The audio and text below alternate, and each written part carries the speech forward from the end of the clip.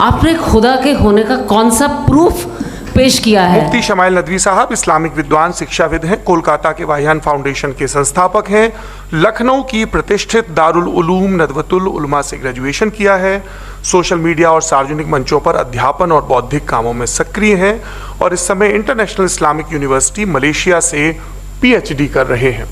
हमारे साथ जावेद अख्तर साहब हैं। जावेद अख्तर साहब कवि हैं, शायर हैं, गद्य भी लिखते हैं, फिल्मों के लिए संवाद लिखे हैं, गीत लिखे हैं। इससे इतर ये वैज्ञानिक सोच को लेकर या अपने डिक्लेयर्ड एथिज्म को लेकर भी मुखर रहते हैं और अपने तहीं रैशनैलिटी की बात करते हैं। देवियों और सज्जनों, डज गॉड एग्जिस्ट? हुआ क्या था? सृष्टि के पहले, समय के पहले क्या था? और कोई ये कहता है कि ये सारी खोजें जिस मस्तिष्क में हो रही हैं प्रकृति के क्रम में, वो कैसे विकसित हुआ। मैं उम्मीद करता हूं कि हम आज इन बुनियादी सवालों के कुछ जवाब हासिल करने में कामयाब हों। मैं सबसे पहले मंच पर आमंत्रित कर रहा हूं मुफ्ती शमाइल नदवी साहब को। आइए सर। तमाम तारीफें उस क्रिएटर के लिए जिसने इस यूनिवर्स को एक मकसद के तहत पैदा किया है। सबसे पहला स्टैंडर्ड जिसे मैं समझता हूं कि हमारे रिस्पेक्टेड जनाब जावेद अख्तर साहब बड़ी तेजी के साथ उसकी तरफ लपकेंगे, वो है साइंस। जबकि साइंस दर हकीकत खुदा के एग्जिस्टेंस को डायरेक्टली साबित करने या उसके एग्जिस्टेंस को डिनाई करने के लिए स्टैंडर्ड नहीं बन सकती। और उसकी वजह क्या है, ये मैं नहीं कह रहा, ये वो लोग कह रहे हैं जो साइंस के एक्सपर्ट्स हैं। नेशनल एकेडमी ऑफ साइंस कहती है science doesn't have the processes to prove और disprove the existence of God. Why? क्योंकि साइंस का ताल्लुक एम्पेरिकल एविडेंस से है और एम्पेरिकल एविडेंसेस का ताल्लुक हमारे नेचुरल और फिजिकल वर्ल्ड से है, जबकि गॉड नॉन फिजिकल और सुपर नेचुरल रियलिटी है। लिहाजा नॉन फिजिकल रियलिटी को आप उस टूल के साथ नहीं चेक कर सकते जिसका काम फिजिकल रियलिटी को तलाश करना है। लिहाजा आज इस डिबेट में गॉड की एग्जिस्टेंस को साबित करने या उसे डिनाई करने में साइंटिफिक एविडेंस को एक्सेप्ट नहीं किया जाएगा। दूसरा स्टैंडर्ड हो सकता है रेविलेशन, कि रेविलेशन के जरिए हम यह साबित करें कि गॉड एग्जिस्ट करता है या नहीं। लेकिन यह स्टैंडर्ड भी आज इररेलेवेंट है। क्यों? क्योंकि रेविलेशन मेरे नजदीक सोर्स ऑफ नॉलेज है, वैलिड सोर्स ऑफ नॉलेज है, लेकिन हमारे जावेद अख्तर साहब के नजदीक ये वैलिड सोर्स ऑफ नॉलेज नहीं है। लिहाजा आज की डिबेट में मैं एक भी एविडेंस किसी भी मजहबी स्क्रिप्चर से नहीं दूंगा ताकि जावेद अख्तर साहब के लिए वो अनएक्सेप्टेबल ना हो। तीसरा जो मेयार हो सकता है वो है ऑब्जर्वेशन, कि भाई कोई कहे कि हमें खुदा दिखाओ, अगर है तो दिखाओ, या ये कि खुदा के एग्जिस्टेंस पर एम्पेरिकल एविडेंस दो, तो ये है दर हकीकत गलत टूल का इस्तेमाल करना। ये ऐसा ही है कि जावेद साहब मुझसे ये मुतालबा करें कि मुफ्ती साहब आप मेटल डिटेक्टर के जरिए प्लास्टिक डिटेक्ट करके दिखाएं। अब चूंकि प्लास्टिक डिटेक्ट नहीं हो पा रही है लिहाजा plastic does not exist. No, you are using the wrong tool. इस टूल से प्लास्टिक को डिटेक्ट नहीं किया जाता। लिहाजा मैं समझता हूं कि गॉड के एग्जिस्टेंस पर एम्पेरिकल एविडेंस का मुतालबा करना एक बचकाना मुतालबा है और हमारे रिस्पेक्टेड जनाब जावेद अख्तर साहब इस स्टेज से अब बहुत आगे निकल चुके हैं। अब बचता है एक ही स्टैंडर्ड और वो स्टैंडर्ड है अक्ल, लॉजिक, रीजनिंग। और यही वो स्टैंडर्ड है जिसके तहत गॉड के एग्जिस्टेंस को साबित किया जाएगा या गॉड की एग्जिस्टेंस को डिनाई किया जाएगा। लेकिन चूंकि ये बहुत इंपॉर्टेंट और सेंसिटिव टॉपिक है, इसलिए लॉजिकल आर्ग्यूमेंट भी ऐसा होना चाहिए जो डेफिनेटिव हो, इनडेफिनेटिव ना हो, जो 2 और 2 4 की तरह बिल्कुल वाजे हो, जिसे लॉजिकली रिजेक्ट करना पॉसिबल नहीं हो। फॉर एग्जाम्पल हम कहें हमारे रिस्पेक्टेड मिस्टर सौरभ साहब, ये एक इंसान है और तमाम इंसान कॉन्शियस बीइंग है, लिहाजा नतीजा क्या निकला, हमारे सौरभ साहब भी कॉन्शियस बीइंग है। क्या ये इनडेफिनेट आर्ग्यूमेंट है या डेफिनेट आर्ग्यूमेंट है? ये डेफिनेट आर्ग्यूमेंट है।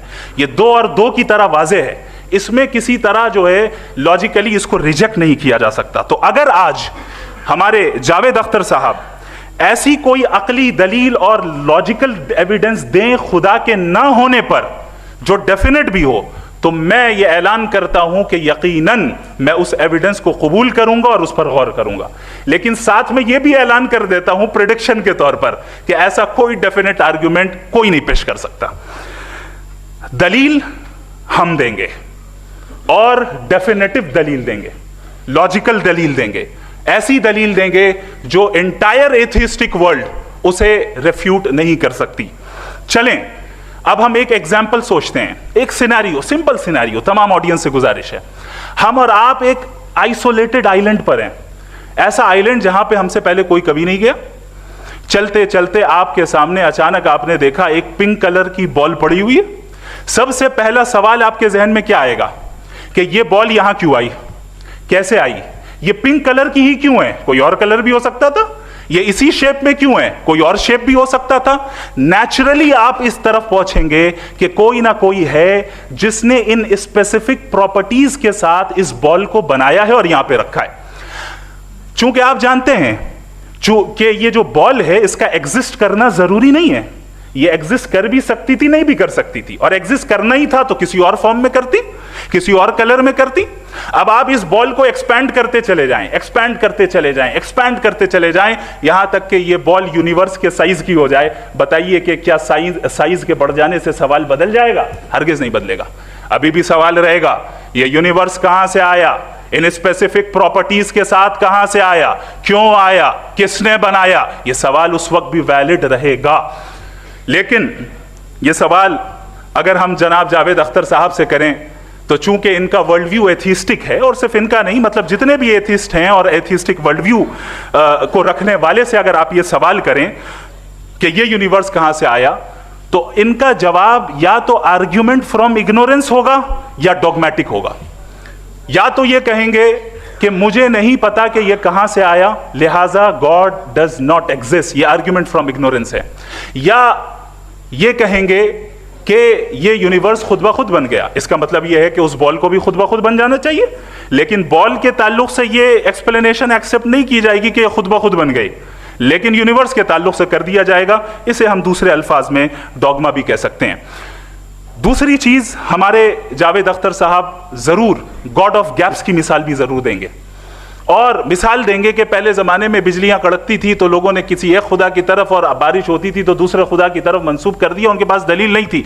यह हमारा वर्ल्ड व्यू है ही नहीं, यह हमारा वर्ल्ड व्यू है ही नहीं, क्योंकि नेचुरल फिनोमेना के प्रोसेस की इंटरप्रिटेशन को जान लेने से यह कहां से साबित हो गया कि गॉड एग्जिस्ट नहीं करता है। इस पर मैं इंशाअल्लाह अभी आगे बात करूंगा। आप हजरात ये भी देखेंगे, और मैं ये एक्सपेक्ट करता हूं कि हमारे रिस्पेक्टेड जनाब जावेद अख्तर साहब जरूर इमोशनल आर्ग्यूमेंट्स भी देंगे, जो कि एक लॉजिकल फेलेसी है जब बात आती है ट्रुथ को डिसाइड करने में। क्यों? मिसाल के तौर पर वो कहेंगे कि अगर गॉड है तो ईविल क्यों एग्जिस्ट करता है, जबकि मैं कहता हूं ईविल का एग्जिस्ट करना गॉड के एग्जिस्ट करने की दलील है, उसके खिलाफ नहीं है। चूंकि अगर गॉड है तो हम सब उसके सामने अकाउंटेबल हैं, और अगर हम अकाउंटेबल हैं तो अकाउंटेबिलिटी के लिए ईविल का मौजूद होना जरूरी है, उसके बगैर हम अकाउंटेबल नहीं हो सकते। और अगर हम अकाउंटेबल नहीं हैं तो हम जनाब जावेद अख्तर साहब से पूछेंगे कि आप बताएं कि फिर सफरिंग इस दुनिया में क्यों है? अगर खुदा नहीं है तो सफरिंग क्यों है? और उन लोगों के जज्बे का क्या जिनके अंदर सफरिंग के बाद इंतकाम लेने का जज्बा पाया जाता है और वो इस दुनिया से ऐसे ही चले गए, क्या उनकी सारी तकलीफें बेकार चली जाएंगी?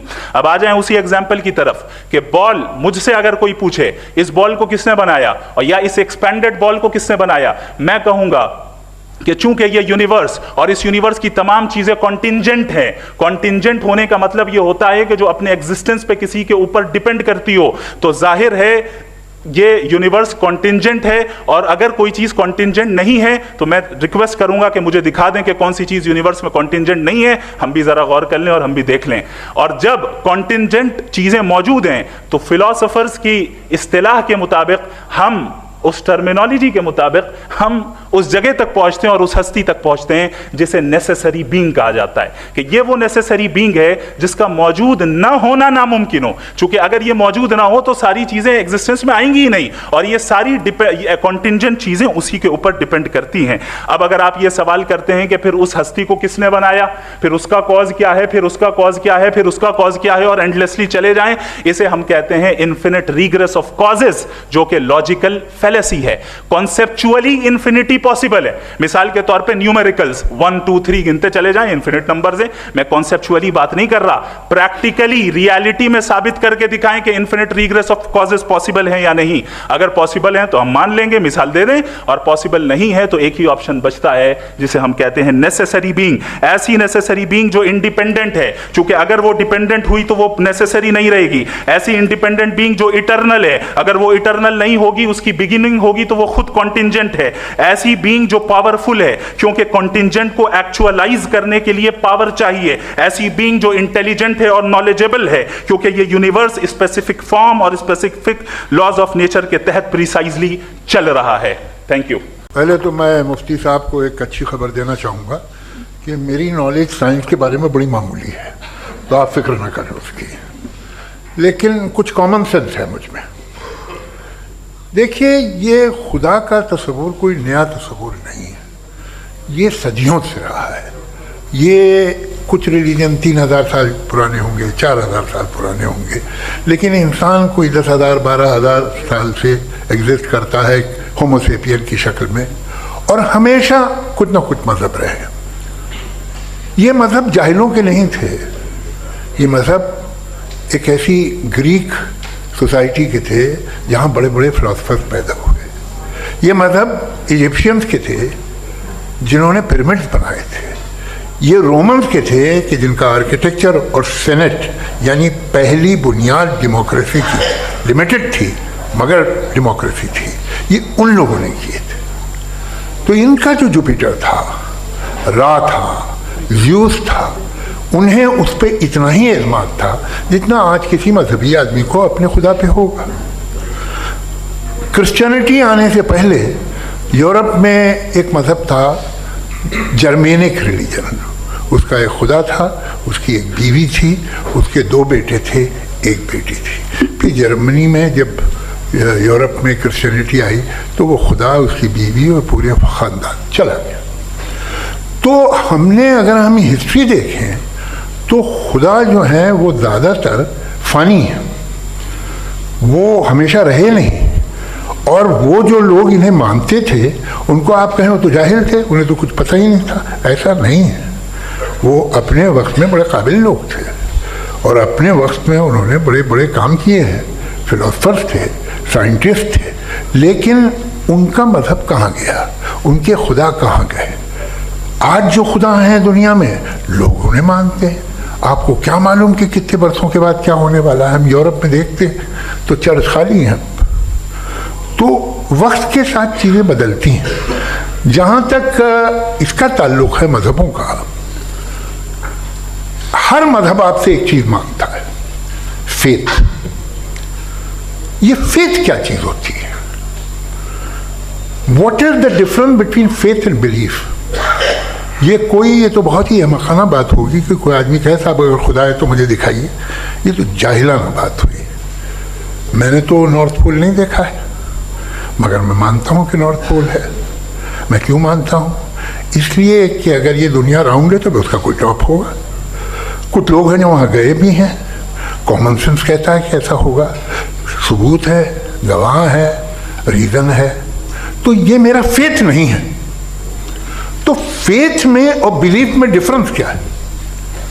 जो मजहब मांगता है आपसे, हर मजहब फेथ मांगता है।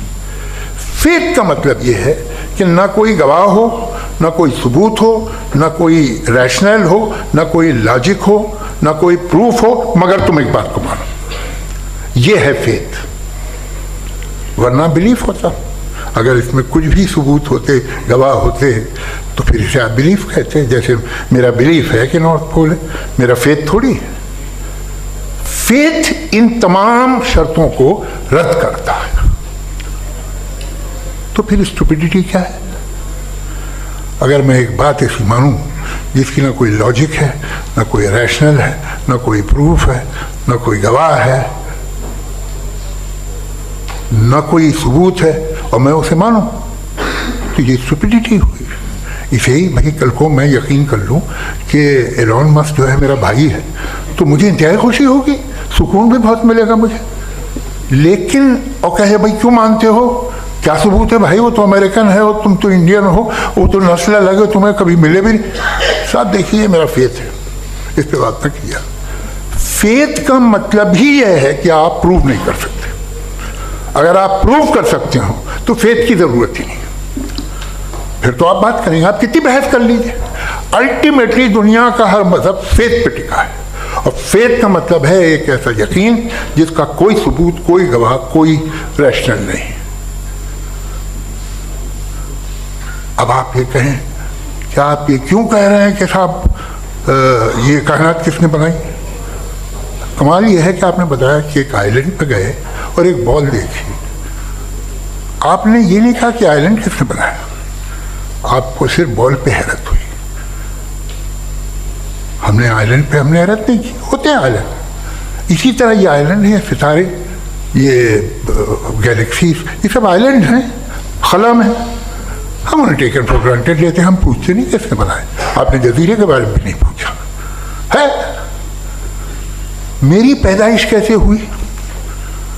क्या मैं प्लान पैदा हुआ था?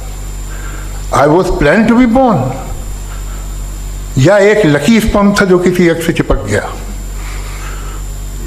मेरी पैदाइश रैंडम। और इंसाफ जिसे आप कहते हैं, इंसाफ का तो नेचर से कोई वास्ता ही नहीं। जो आप कहते हैं कि एक दिन इंसाफ मिलेगा, इंसाफ is a human concept, nature में कोई इंसाफ नहीं। अगर शेर हिरन को खा जाता है तो उसे कोई सजा नहीं मिलती। अगर एक आंधी आती है और हरे भरे पेड़ों को उखाड़ के फेंक देती है तो आंधियों की जेल नहीं होती है। नेचर में इंसाफ नहीं, इसलिए मुझे नेचर को इंसाफ की जरूरत भी नहीं। नेचर तमाम एक है। अब हम कहें कि साहब ये देखिए जो मैंने खाना खाया था, ये मेरी आंख तो नहीं यूं कर दिया उसे, तो इसे सजा मिलने नहीं, वो सिस्टम है, ऐसे ही चल रहा है। नेचर बगैर इंसाफ के है। इंसाफ इज अ ह्यूमन कॉन्सेप्ट। तो जो आपसे कहता है कि मैं तुम्हें इंसाफ दूंगा, वो इंसानी जहन की पैदावार है। ये नेचुरल है ही नहीं, ये आसमानी है ही नहीं। नेचर का तसव्वुर, इंसाफ का तसव्वुर। भाई आप साथ मिलते हैं, अब आप लेफ्ट हैंड ड्राइव करते हैं, ये क्या है? तमाम सच, तमाम नेकी, तमाम शराफत लेफ्ट हैंड ड्राइव है। वरना क्या होगा, या तो आप क्रॉस कर देंगे, आपका एक्सीडेंट हो जाएगा, या आप किसी को मार देंगे, या ट्रैफिक जैम हो जाएगा। झूठ, बेईमानी, रिश्वतखोरी, ये तमाम जो है driving on the wrong side है। इसके ऊपर कुछ नहीं। ये तो हमने बनाया, जैसे हमने लेफ्ट हैंड ड्राइव बनाई है। ये कॉन्सेप्ट ऑफ इंसाफ जो है ये हमारा है, इसका नेचर से कोई वास्ता नहीं। शेर खा जाता है हिरन को, उसे जेल होती है क्या? कुछ भी नहीं, है ही नहीं। तो ये जो दुनिया के रिलीजन प्रॉमिस करते हैं आपसे इंसाफ, इसी से मालूम होता है कि ये मैन मेड है। ये तसव्वुर कहीं और का है ही नहीं। जो नेचर है, कुछ लोग कहते हैं नेचर ही खुदा है, तो नेचर में तो इंसाफ नहीं कहीं। और आप वादा कर रहे हैं कि तुम्हें मरने के बाद इंसाफ मिलेगा। मुझे अगर मिलेगा तो मैं बहुत खुश हूँगा, लेकिन मैं यकीन नहीं कर पाता हूँ, इसलिए कि मैं फेथ नहीं पैदा कर सकता। The very fact that religions demand faith, इसका मतलब है कि उनके पास जस्टिफिकेशन नहीं है। अच्छा साहब, फिर रिलीजन अगर मॉडरेशन में है, कोई सभी नहीं, वो आप में कुछ खूबियाँ भी पैदा करता होगा, देखिए उससे ये फ़ायदा है, वो फ़ायदा है। अल्कोहल जो है वो ज़्यादातर दवाओं में यूज़ होती है, और एक सर्वे किया गया था अमेरिका में कि लॉन्जेटिविटी किन लोगों की है। तो एक तरफ वो लोग थे जो शराब पीते ही नहीं थे, और एक तरफ वो थे जो एक बोतल शराब रोज पीते थे। सबसे ज़्यादा लंबी उम्र उनकी है जो 2 पैक नाप के शराब पीते हैं और खाना खाते हैं। मगर हम शराब को बुरा समझते हैं, मैं भी बुरा समझता हूँ। क्यों? ऐसा होता नहीं। कुछ चीज़ों में आदत होती है कि वो बढ़ती है। आज तक मैंने एक आदमी दूध पीता है, आप 10 साल बाद भी मिलेंगे तो एक ही गिलास पीता होगा। ऐसा नहीं होता, सुबह से दूध पीता रहता है। मिल्कोहलिक मैंने नहीं देखे, अल्कोहलिक होते हैं। ये टेंडेंसी है मजहब की कि वो बढ़ता है, जैसे कैंसर बढ़ता है, जैसे शराब बढ़ती है। कुछ लोग होंगे जो उसे सही तरह से यूज करते हैं। मुझे यकीन है कि हमारे मुफ्ती साहब भी उनमें से एक, इनसे बहुत खुशी हुई मुझे इनसे मिलकर। लेकिन कितने लोग हैं कि आज आप देखते हैं दुनिया में जो तबाहियाँ हैं, इनमें कितना हाथ है उन लोगों का जो बिलीवर कहते थे मजहब ये नहीं कहता, ना कहता होगा, मगर जब ये मजहब पीते हैं तो ऐसे बिहेव करते हैं। थोड़ा सा अगर हो तो शायद बहुत अच्छी बात, लेकिन शराब थोड़ी सी नहीं रहती, उसमें टेंडेंसी है। पहले थोड़ा सा अगर 2-3 कैंसर के सेल हो ना बॉडी में तो आदमी सिम रहेगा, लेकिन वो 2-3 सेल नहीं रहते, वो मल्टीप्लाई होते हैं। जावेद साहब टाइम पूरा हो गया। टाइम हो गया, लो बस बात खत्म हो गई। अच्छा, मुझे कुछ और कहने को था भी नहीं। तो सबसे पहले हमारे रिस्पेक्टेड जावेद साहब ने हवाला दिया कि खुदा फानी है। कितने मजहब आगे चले गए, किसी ने जुपिटर को खुदा माना, किसी ने किसी को माना। मैं कहता हूं जिसने कॉन्टिंजेंट चीज को खुदा माना, गलत माना, वो खुदा ही नहीं, वो खुदा ही नहीं है। हम तो नेसेसरी बीइंग को साबित करने बैठे हैं, वो नेसेसरी कॉज जो इटरनल है, जो अबदी भी है और अजली भी है। हम किसी और को साबित करने नहीं बैठे। दूसरी चीज उन्होंने कहा कि फेथ एंड बिलीफ, ये एक ऐसी डेफिनेशन है फेथ की जो इन्होंने पहली मर्तबा पेश की है, या माफ कीजिएगा इन्होंने पहली मर्तबा पेश नहीं की है, रिचर्ड डॉकिंस ने पहली मर्तबा पेश की है। मुझे मालूम है ये सोर्स कहां से है। एपिस्टेमोलॉजिकली फेथ और बिलीफ का फर्क आप इस तरह नहीं कर सकते सर। फेथ सही भी होता है, गलत भी होता है, बिलीफ सही भी होता है, गलत भी होता है। जो लॉजिक, रीजन और एविडेंस से बैक्ड होगा वो फेथ सही होगा। और आप जिस फेथ की बात कर रहे हैं कि इलॉजिकल है और उसके पीछे नहीं है, तो we are on the same page. हम नहीं मानते उस फेथ को, जो फेथ ऐसा हो जिसके पीछे कोई लॉजिक ना हो, एविडेंस ना हो, हम नहीं मानते। हम तो उस फेथ के कायल हैं जिसके पीछे लॉजिक हो और एविडेंस हो। तो बिलीफ सही भी होता है, गलत भी होता है, फेथ भी सही होता है और गलत भी होता है। तो आज फेथ और बिलीफ के डिफरेंस पे बात नहीं हो रही है। आज आप चाहे फेथ एक्सेप्ट कर लें या बिलीफ एक्सेप्ट कर लें, आज ये बात होगी कि ट्रूथ क्या है, चाहे ट्रू बिलीफ सही है या ट्रू फेथ सही है, और फॉल्स फेथ क्या है और फॉल्स बिलीफ क्या है, बात इस पे हो रही है। दूसरी चीज इन्होंने पूछा स्टुपिडिटी फिर क्या है। अगर फेथ रिलीजन स्टुपिडिटी नहीं है तो और क्या है। चूंकि फेथ का मुतालबा करते हैं तो स्टुपिडिटी क्या है। मैं कहता हूं स्टुपिडिटी एथिज्म है। उसकी वजह यह है कि आप एक सड़क पे जा रहे हो और आप किसी गार्डन में जाएं और देखें वहां लिखा है फूलों के साथ I love Javed Akhtar and I really do, I love you sir. So जब आप वहां पर पहुंचे तो वहां पहुंचकर अब ये बताएं, क्या आप ये कहेंगे wow what a natural selection, ये क्या नेचुरल सिलेक्शन है? नहीं, ये प्रिसाइजली डिजाइंड है, इसके पीछे डिजाइनर है। लिहाजा अगर कोई एक ऐसी कॉमन सेंस की बात को कबूल नहीं कर रहा है कि यूनिवर्स जो इतने प्रिसाइजली काम कर रहा है, हम कह दें कि खुद ब खुद बन गई, मैं समझता हूं इससे बड़ी स्टुपिडिटी और कुछ नहीं है। ये इरैशनल चीज है। फिर हमारे सर ने कहा कि आपने बॉल पे फोकस किया, आइलैंड पे फोकस नहीं किया। अरे आइलैंड को किसने बनाया यही समझाने के लिए तो बॉल की मिसाल दे रहा हूं। और बॉल भी कॉन्टिंजेंट है, आइलैंड भी कॉन्टिंजेंट है, दोनों नेसेसरी बीइंग का मुतालबा करते हैं। आगे इन्होंने कहा कि नेचर में कोई इंसाफ नहीं है। हम डिसाइड करते हैं कि मोरालिटी क्या होती है, इंसाफ क्या होता है। हम डिसाइड करते हैं, जैसे ड्राइविंग सीट में ट्रैफिक वाला, ये तो किसी खुदा ने नहीं कहा, ये है, इसे कहते हैं फॉल्स इक्विवेलेंस। ये एक लॉजिकल फेलेसी है। आपने जो है मिसाल दी ड्राइविंग की और ट्रैफिक की, ये सब्जेक्टिव मोरालिटी है। आप सब्जेक्टिव मोरालिटी को मिसाल बनाकर ऑब्जेक्टिव मोरालिटी के ऊपर नहीं थोप सकते। इंसाफ की ऑब्जेक्टिव मोरालिटी। अगर आप ये कहते हैं कि नेचर में इंसाफ नहीं है तो इंसाफ का न होना ये नेचुरल हुआ, तो फिर नेचर को नेचर रहने दे, क्यों हम इतना स्ट्राइव कर रहे हैं दुनिया में इंसाफ लाने के लिए? ये तो इलॉजिकल बात है, इरैशनल बात है। इसलिए बहुत सी चीजें ऐसी हैं जो ऑब्जेक्टिवली जो है इविल या गुड हैं, और बहुत सी चीजें ऐसी हैं जो सब्जेक्टिवली हैं। सब्जेक्टिवली जो मोरल होता है या इमोरल होता है उसको हम सोशल कंसेंसस से या पर्सनल प्रेफरेंस से डिसाइड करते हैं। लेकिन जो ऑब्जेक्टिव मोरालिटी है जिसमें इंसाफ आया, जो इन्होंने बार बार रिपीट किया, ये ऑब्जेक्टिव है, सब्जेक्टिव नहीं है। अगर आप कहते हैं ये सब्जेक्टिव है तो मेरा सवाल आपसे ये है, क्या सोशल कंसेंसस के जरिए अगर जुल्म को सही करार दे दिया जाएगा तो आप जुल्म को जस्टिफाई करेंगे? दूसरी चीज इन्होंने ये कहा कि 2 पैक शराब पी लें तो वो उतने पे नहीं रहता, बढ़ जाता है। यही मामला मजहब के साथ है, 2 पैक आप पी लें बढ़ेगा। तो ये एक ऐसी मिसाल है, इसको कहीं भी फिट कर लें कि आप एथिज्म पे जब फिट करें, जब आप 2 पैक एथिज्म का लेंगे ना तो वो बढ़ बढ़ के नॉर्थ कोरिया बनेगा। Thank you. मुझे इस बात की खुशी है कि मुफ्ती साहब ने भी मान लिया कि नेचर में कोई इंसाफ नहीं है। तो कोई भी चीज़ जो इंसान ने नहीं बनाई है उसमें इंसाफ नहीं होता है।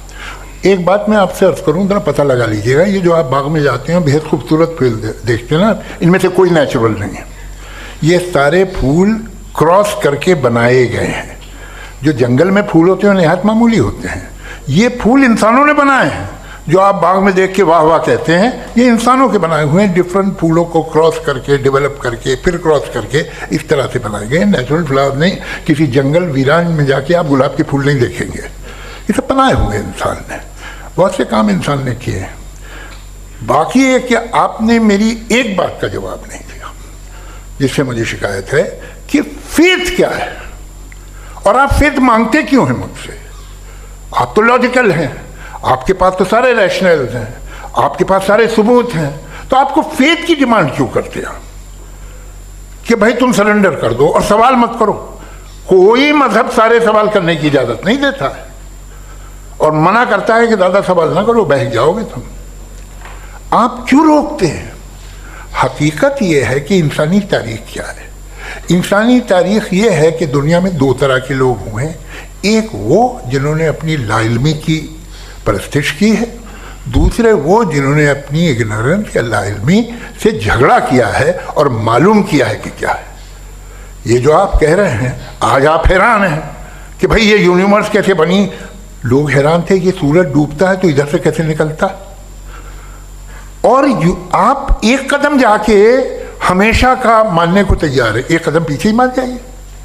भाई आप इसके बाद जाते हो, कहते सवाल ना करना कि ये कहाँ से आया, ये पावर तो हमेशा से हमेशा रहेगी।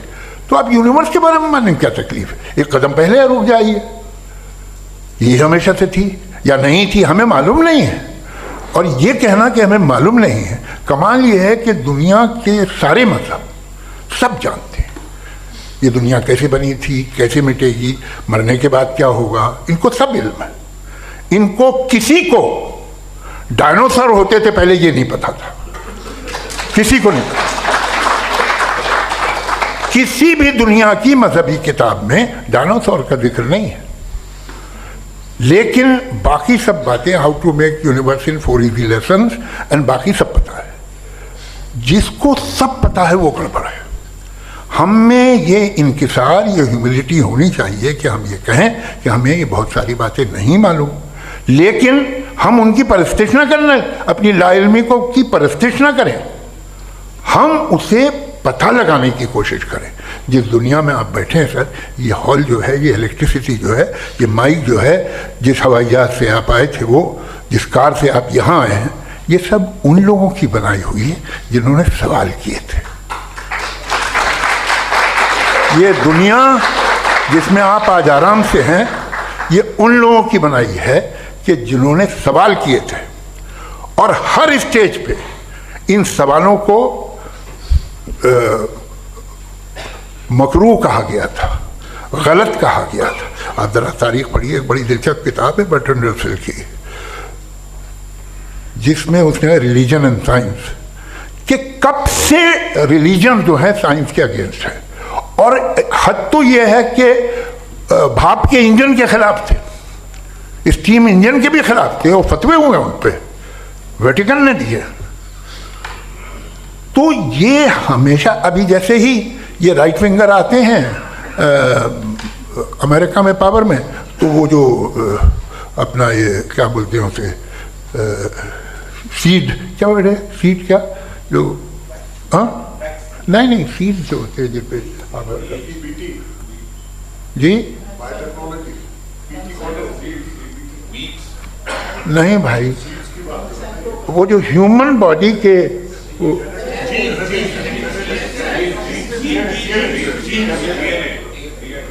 उस पर रिसर्च बंद हो जाती है, रिपब्लिकन नहीं करने देते। अरे भाई इतना डर क्या है तुम्हें? एक ज़माने में बहुत नाराज थे ये सारे मजहबी लोग कि ये इंसान तो इंसान बनाने की कोशिश कर रहा है। आपको क्या तकलीफ भाई, बना ले तो बना लेने दो, ये खौफ क्या है? और ये सब आज जो आप कह रहे हैं नामुमकिन है, ये कैसे हुआ? मुझे एक किस्सा याद आता है। जब मैं छठी क्लास में था तो मैं मैथमेटिक्स में बहुत वीक था, तो एक टीचर रख दिया गया, उसने 1 2 3 4 5 6 7 तो सिखा दिया मुझे। वो दिन मैं भूल नहीं सकता हूँ मुफ्ती साहब, जिस दिन उसने ये बताया कि 1/2 क्या होता है और 3/4 क्या होता है, मुझे ऐसा लगा कि मेरा सर बीच से फट जाएगा। ये आदमी कह रहा है कि जो दीवार के अंदर जाओ वॉक करते हुए। आज हंसता हूँ मैं इस बात पे। तो आज जो बातें आपके जहन से बिल्कुल परे हैं और आप हैरान होते हो उन्हें देख के, एक वक्त आएगा कि मामूली लगेंगी। और हुआ है, आपकी इंसानी तारीख ही है। इतनी जल्दी सारे फैसले आप मत कर लीजिए, थोड़ा ये ह्यूमिलिटी रखिए कि भाई ये हमें नहीं मालूम। ये कहने में क्या आ रहा है? ये यूनिवर्स कहाँ तक फैली, ये कब से है और कब तक रहेगी, हमें नहीं मालूम। आपने फैसला कर लिया कब बनी। ये आपके हिसाब से कोई 14 बिलियन ईयर्स बनी जो समझा जाता है। उससे पहले हजारों करोड़ों अरबों साल तक खुदा बैठा क्या कर रहा था? खामोश बैठा था, ऐसी जमाइयाँ ले रहा था। फिर उसे आइडिया आया, यार एक काम करते, वक्त अच्छा गुजर जाएगा, यूनिवर्स बनाते। सोचिए, वो तो हमेशा से है ना, मगर यूनिवर्स हमेशा से नहीं है, ये तो बनाई गई है। और उससे पहले क्या था, इनका क्या काम था? कैसी बात है, ये बड़ा आसान है। जो बात हमें आज धीरे धीरे पता चली है, बरसों 2000 और 2500 साल पहले आपको किसी ने बता दिया कि क्या था, आप मान गए, और तब से वही मान रहे हैं जो 2500 साल पहले कहा गया था। सब कुछ बदल गया है, सॉल्व हो रही हैं चीज़ें। अभी साइंस बिल्कुल दावा नहीं करती, या कोई फिलोसफर ये दावा नहीं करता कि हमें सब मालूम, बल्कि वो कहता है कि हमें जितना मालूम होता है उससे ये मालूम होता है कि हमें कितना कम मालूम।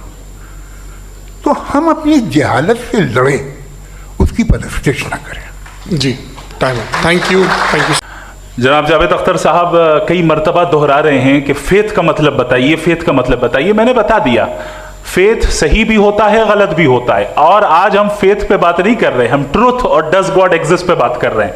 क्या डज गॉड एग्जिस्ट, ये ट्रुथ यानी गॉड है या नहीं है, इसमें से दोनों ट्रुथ क्या है। अब आप उसे फेथ कह लें, बिलीफ कह लें, नॉट माई बिजनेस। उसके बाद आपने कहा कि भाई सवाल करने से मजहब रोकता है।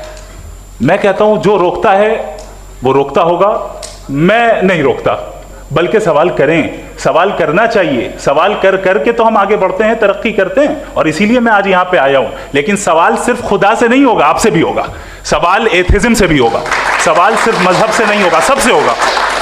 और आज मैं सवाल करूंगा और उम्मीद है कि आप जवाब देंगे। अभी तक आपने वैसे कॉन्टिंजेंसी आर्गुमेंट का कोई जवाब नहीं दिया है। चलें, आपने कहा यूनिवर्स के बारे में इटर्नल क्यों नहीं बोल देते। ये चूंकि लॉजिकली पॉसिबल ही नहीं है कि यूनिवर्स इटर्नल हो। यूनिवर्स एक कॉन्टिंजेंट चीज है जो टाइम एंड स्पेस के पाबंद है, टाइम एंड स्पेस से बाउंड है। जो टाइम एंड स्पेस से बाउंड होगा वो कॉन्टिंजेंट होगा, जो कॉन्टिंजेंट होगा वो उसकी बिगिनिंग हुई होगी, जिसकी बिगिनिंग हुई होगी वो इटर्नल नहीं हो सकता। ये तो कॉमन सी बात है। आपने कहा कि किसी मजहबी किताब में डायनासोर का जिक्र नहीं है। अफसोस कि आज तक किसी मैथमेटिक्स की किताब में मुझे डायनासोर का जिक्र नहीं मिला। तो इसका मतलब मैथमेटिक्स की किताब बेकार है? नहीं, उसका वो टॉपिक नहीं है। रेवलेशन का और मजहबी किताबों का टॉपिक ये नहीं है कि आपको आके बताए साइकिल कैसे बनाते हैं, या आकर ये बताएं कि जो है डायनासोर कब था। वो तो मोरालिटी सिखाने आया है, गॉड के बारे में बताने आया, नॉन फिजिकल रियलिटी की हकीकत को सिखाने के लिए आया। रिलीजियन साइंस को रोकता है? नहीं रोकता। अगर रोकता है तो गलत करता है। रिलीजियन साइंटिज्म को रोकता है, जिसमें हमारे जावेद साहब मुख्तल हैं। साइंस और साइंटिज्म में फर्क है। साइंटिज्म यह है कि आप समझें कि साइंस और साइंटिफिक मेथोडोलॉजी ये नॉलेज को हासिल करने का वाहिद सोर्स ऑफ नॉलेज है। यह है साइंटिज्म। हम इसे रिजेक्ट करते हैं। हम साइंस को तो तरक्की करते हैं, भाई आप हमारी पूरी तारीख कर लें, पढ़ लें तो आपको पता चल जाएगा। बहरहाल ये अलग टॉपिक है। उसके बाद इन्होंने एक लफ्ज कहा, वेटिकन ने फतवा दिया। वेटिकन का फतवे से कोई ताल्लुक नहीं है, दोनों कॉन्ट्राडिक्टरी अल्फाज हैं। उसके बाद उन्होंने कहा कि भाई हमें नहीं मालूम। अगर नहीं मालूम तो क्लियरली कह देना कि नहीं मालूम है, इसमें क्या हरज है। तो वही तो मैं कह रहा हूं ना कि आप कह दें कि नहीं मालूम, लेकिन क्लेम क्यों कर रहे हैं कि गॉड एग्जिस्ट नहीं कर रहा है। आप कह दे नहीं मालूम है, हो सकता है हो सकता ना हो, लेकिन आप क्लेम कर रहे हैं। द मोमेंट यू से God does not exist, this is a claim and now the burden of proof is upon you too, जैसे हमारे ऊपर है। और क्यों है मैं बताता हूं, क्यों है ये भी मैं बताता हूं। फिलोसॉफिकली जो क्लेम होता है ना, सिर्फ ये नहीं होता कि इंसान कहे पॉजिटिव क्लेम करे और नेगेटिव क्लेम करे तो बर्डन ऑफ प्रूफ नहीं है। आप मिसाल के तौर पे मैं कहूं कि फुला उस कमरे में कोई नहीं है, मैंने एक नॉलेज का क्लेम किया है। उस कमरे में कोई नहीं है, मैंने एक नॉलेज का क्लेम किया। या तो मैं कहूं मुझे नहीं पता, हो भी सकता है नहीं भी हो सकता है, this is not a claim. लेकिन जब मैं कह रहा हूं कि वहां कोई नहीं है या मैं कह रहा हूं वहां कोई है, दोनों क्लेम है और दोनों के ऊपर बर्डन ऑफ प्रूफ है। हमारे ऊपर भी बर्डन ऑफ प्रूफ है, मैंने कंटिजेंसी आर्ग्यूमेंट दिया, इसे तोड़कर दिखाइए। आखिरी चीज, इन्होंने कहा कि खुदा दुनिया बनाने से पहले 150 साल पहले या करोड़ों साल पहले क्या कर रहा था। अरे हजरत, चलें, बहरहाल मैं जवाब दे देता हूं। आप हमारे रिस्पेक्टेड पर्सनालिटी हैं, अगर आप नहीं होते तो मैं इसे एंटरटेन ही नहीं करता। टाइम, ये 100 साल पहले या 100 साल बाद, पहले बाद में अभी, ये वो अल्फाज हैं जिनका ताल्लुक टाइम से है। टाइम शुरू ही हुआ है यूनिवर्स की बिगिनिंग के बाद, तो उसके पहले खुदा क्या कर रहा था, सवाल इलॉजिकल है, ये फेलेसी है। यानी आप ये कह रहे हैं कि यूनिवर्स के बनने से पहले खुदा क्या कर रहा था, टाइम के बनने से पहले, पहले का ताल्लुक टाइम से, टाइम उस वक्त था ही नहीं, तो ये सवाल ही इनवैलिड है खुदा के ताल्लुक से। दूसरी चीज, आर्ग्यूमेंट ऑफ कंटिजेंसी जो मैंने आपके सामने पेश की है, आपने बार बार ये प्रूफ किया और ये कह रहे हैं कि गॉड ऑफ गैप्स। देखिए, पहले नहीं मालूम था, साइंस ने कर दिया। सिंपल की मिसाल से मैं समझा देता हूं। जिस गैप्स की आप बात कर रहे हैं ना, साइंस उन गैप्स को जिन चीज के जरिए भी प्रूव करेगा वो कॉन्टिंजेंट ही होगा, अब चाहे वो फोर्स हो, मैटर हो या एनर्जी हो। लिहाजा सवाल हमारा उस वक्त भी वैलिड होगा जब तक कि आप नेसेसरी बीइंग पे ना आ जाएं, और इन्फिनिट रिग्रेस पॉसिबल नहीं है of causes in practical world. तो जाहिर है कहीं रुकना पड़ेगा, जहां रुकेंगे वही खुदा है। दूसरी चीज, आपने ये कहा, क्या कह रहा था मैं, किस पॉइंट को? What? Oh no, after that, just now. हाँ, जहां रुकेंगे वही खुदा है। बहरहाल, तो टाइम का जिक्र हो गया, गॉड ऑफ गैप, सॉरी, या इसकी एक मिसाल आप ले लें। एक कार है, एक साहब ने देखा कि भाई कार जो है उसके व्हील्स कितने अच्छे लगे हुए हैं, सही जगह पे, स्टीयरिंग जो है कितने अच्छे जगह पे लगी हुई, और सीट्स कितने वेल डिजाइंड है, कितनी प्रिसाइजली ये कार काम कर रही है। तो जरूर कोई ना कोई इसे क्रिएट किया है, किसी ने क्रिएट किया है। अब जावेद साहब आए और कहे, अरे जनाब बोनेट खोलिए, इसमें इंजन है, इंजन इस कार को चला रहा है, hence prove no one has created the car. This is illogical, this is irrational. आपने इंजन के जरिए उस गैप को तो साबित किया, लेकिन क्या उससे कार की जो क्रिएशन है और उसका जो क्रिएटर है ये इम्पॉसिबल हो जाए, ऐसा पॉसिबल है? उसका सवाल खत्म हो जाए, ऐसा पॉसिबल है? नहीं। आपने गैप्स को फिल करके, कॉन्टिंजेंट चीजों से गैप्स को फिल करके हमारे ऑब्जर्वेशन को और ब्रॉड कर दिया। अब हमें और पता चल गया कि ये जो कार है इसका सिस्टम कितना ज्यादा कॉम्प्लेक्स है। पहले कम समझते थे, अब कॉम्प्लेक्सिटी और ज्यादा वाजे हो गई। अब हमें समझ में आ रहा है कि हमारी सर्टेनिटी और बढ़ गई कि जरूर इस कार को किसी ना किसी ने बनाया। यही मामला यूनिवर्स का है। साइंस हमेशा फिजिकल वर्ल्ड की चीजों को ही फिल करती जाएगी और फिजिकल चीजों से ही करती जाएगी, चूंकि एम्पेरिकल एविडेंस का ताल्लुक फिजिकल वर्ल्ड से है। आप साइंस के जरिए मेटाफिजिकल रियलिटी को कभी साबित नहीं कर सकते। ये रॉन्ग टूल का इस्तेमाल करना है। ये वही काम है कि आप मेटल डिटेक्टर से प्लास्टिक डिटेक्टर करने चलें, जो कि जाहिर है सही नहीं है। Thank you.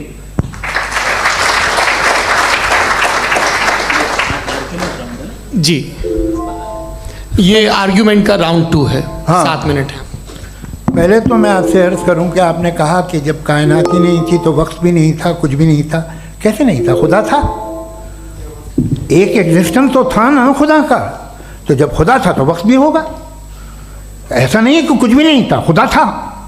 अच्छा, बाकी है कि आपने कहा साहब आप साबित कीजिए, आपके पास भी लॉजिक है, मेरे पास भी लॉजिक है। आप मेरा जिम्मेदारी नहीं है साबित करना कि खुदा है। बर्ट्रैंड रसल ने बड़ी अच्छी बात कही, बर्टन रसल ने एक बड़ी अच्छी बात कही है। मैं आपसे अगर ये दावा करूं कि एक चाय की केतली मरीख के चारों तरफ घूम रही है, मार्स के चारों तरफ, तो ये आपका काम नहीं है कि आप साबित करें कि कोई चाय की केतली नहीं है। ये मेरा काम है, मैंने दावा किया है। ये दावा तो मजहबी लोग करते हैं कि खुदा है, मैं क्यों साबित करूं कि नहीं है? जब तक आप मुझे कन्विंस नहीं कर देंगे मैं नहीं मानूंगा। आपकी जिम्मेदारी है, मेरी जिम्मेदारी नहीं है। दोयम ये कि ये जो आप कह रहे हैं जो गैप्स हैं, ये गैप जब जब किसी मजहब को चैलेंज करते हैं, जब ऐसा कोई बात आती है तो हंगामा हो जाता है कि जब वो चैलेंज करें किसी फेथ को। ये तमाम साइंस जो है इसे मुख्तलिफ जगहों पे मुख्तलिफ वक्तों में मज़हब ने रोकने की कोशिश की है। ये किताब है religion and science Burton Russell की, पढ़िएगा, अच्छी लगेगी आपको। तारीख़ ही है साइंस, मज़हब की साइंस से उसका यही रिश्ता है। अच्छा, अब ये हम सोचें कि बहरहाल ये वजूद जो है मज़हब और ये बिलीव इन गॉड इंसान को बेहतर बना देता है, तो एक काम कीजिए, हिंदुस्तान वर्ल्ड का नक्शा लीजिए और मार्क कीजिए कि रिलीजन कहाँ कहाँ ज़्यादा है, कहाँ कहाँ, चाहे वो लैटिन अमेरिका हो या मिडल ईस्ट हो या फार ईस्ट हो या हिंदुस्तान के वो इलाके जहाँ मजहबियत ज़्यादा है। रख दीजिए नक्शा अलग। अब दूसरा नक्शा कि कहाँ कहाँ नाइंसाफ़ी, रिप्रेशन, औरतों के हुकूक की पामाली, जुल्म, डिक्टेटरशिप कहाँ है, नक्शा एक ही होगा।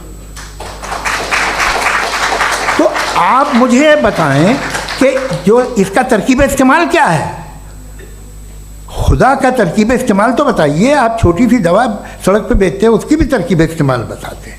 इसके इस्तेमाल से तो फ़ायदा नहीं हुआ किसी को। जो सारे के सारे ख़राब मुल्क हैं, ख़राब समाज है, वो सारे जुल्म खुदा के नाम पे करते हैं। वो गलत करते हैं, सही करते हैं, मुझे क्या लेना देना उससे। इस्तेमाल से मालूम होता ना। एक विस्की की बोतल कभी शायद देखी हो आपने, लाल रंग की होती है, उस पर रोशनी और छपड़ा इंतहाई खूबसूरत लगती है, क्या बिगाड़ रही है किसी का? उसका इस्तेमाल गलत है, इसलिए आप उसे नापसंद करते हैं। इसका इस्तेमाल गलत है, इस तसव्वुर का इस्तेमाल ही गलत है और हमेशा से गलत हुआ है। आप देख लीजिए, इंसानी तारीख देख लीजिए, आज देख लीजिए, हिंदुस्तान देखिए, दुनिया देख लीजिए क्या हो रहा है। इसे कैसे इस्तेमाल कर रहे हैं फेथ वाले लोग? क्या फेयर हैं, जस्ट हैं, जो अपने खुदाओं पे यकीन रखते हैं? वो किस तरह के लोग हैं? वो लोगों को इंसाफ देते हैं, वो बेहतर इंसान बने। तो इस दवा का फ़ायदा क्या है? चलो बहुत फ़ायदा हो रहा तो मैं इस्तेमाल कर लूँगा, मैं मुझे तो इस दवा का कोई फ़ायदा दिखता ही नहीं। मुझे तो ऐसा लगता, मैं एक और बात बताऊँ, अगर कोई आदमी मजहबी है और अच्छा आदमी है तो मैं उसकी बहुत इज्जत करता हूँ, इसलिए कि मेरा ख्याल है मजहबी आदमी का अच्छा होना मुझसे अच्छा होने से ज़्यादा मुश्किल है। भाई हर चीज़ की एक लिमिट है। आप इतना भाग सकते हैं, इतना नहीं भाग सकते, इतना वज़न उठा सकते, इतना नहीं उठा सकते, इतना दूर देख सकते हैं, इतना दूर नहीं देख सकते। उसी तरह कॉमन सेंस कहता है कि आप में नेकी का भी एक कोटा होगा। अब आप अगर सुबह जाते हैं अपनी इबादत गाह और इबादत करते हैं तो बाहर निकलते हैं तो आप तो यही महसूस करते हैं कि आपने एक बहुत अच्छा काम किया, आपकी नेकी का एक बहुत बड़ा कोटा खर्च हो गया जिससे किसी का कोई फ़ायदा नहीं हो। मैं तो नहीं जाता हूँ तो मुझे तो किसी को खाना खिलाना पड़ेगा, किसी बेवा की मदद करनी पड़ेगी। मैं अपना कोटा कैसे कंज्यूम करूँ? आप अपना कोटा, सारे मजहबी लोग इंतहाई यूजलेस कामों में यूज़ करते हैं। उसके बाद भी अगर आप में बच्ची है थोड़ी सी शराफत तो भाई वाह क्या बात है।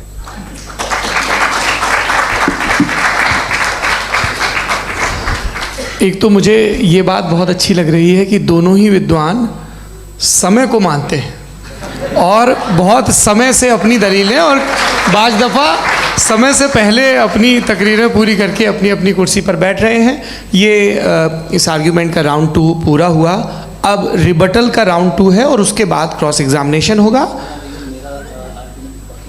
नहीं, आपका आर्ग्यूमेंट हो गया सर। हमारे यहाँ स्कूल के सिलेबस में पंच परमेश्वर कहानी पढ़ाई जाती है, प्रेमचंद जी की लिखी हुई। आप निश्चिंत रहिए, आपके कोई राउंड में मिस नहीं होने दूंगा। रिबटल का राउंड 2 मुफ्ती शमाइल नदवी साहब।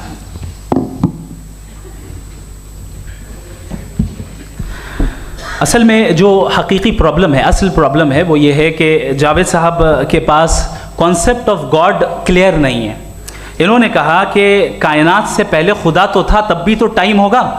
ये खुद टाइम कायनात का हिस्सा है। हम उस खुदा को मानते हैं, नेसेसरी बीइंग का टाइमलेस होना जरूरी है, चूंकि वो टाइम का क्रिएटर है। जब उसने टाइम को क्रिएट किया तो वो खुद टाइम पे कैसे होगा? उसने जब स्पेस को क्रिएट किया तो खुद स्पेस में कैसे होगा? अगर वो टाइम एंड स्पेस को पहले से ही उसका पाबंद है तो फिर किस चीज को उसने क्रिएट किया? लिहाजा ये सवाल गलत है कि खुदा था तो टाइम होगा, बिल्कुल नहीं। टाइम के पाबंद हम हैं, खुदा नहीं है। हम फिजिकल वर्ल्ड से ताल्लुक रखते हैं, वो मेटाफिजिकल रियलिटी है। दूसरी चीज इन्होंने मिसाल दी कि चाय की केतली हवा में घूम रही होगी, और पता नहीं शायद वो बर्टन रसल का उन्होंने हवाला दिया। बहरहाल यही प्रॉब्लम है। प्रॉब्लम यही है कि हम चीज़ों के दरमियान डिफ्रेंशिएट नहीं कर पाते हैं। ये जो आपने मिसाल दी ये इमेजिनेशन है, और मैं जो साबित कर रहा हूं वो लॉजिकल नेसेसिटी है। आप इमेजिन करने आए तो कुछ भी करें, जुपिटर में पिंक एलिफेंट होगा, यूनिकॉर्न होगा, करें, उससे कायनात पे क्या फर्क पड़ता है? उससे आप लॉजिकल नेसेसिटी साबित नहीं कर सकते।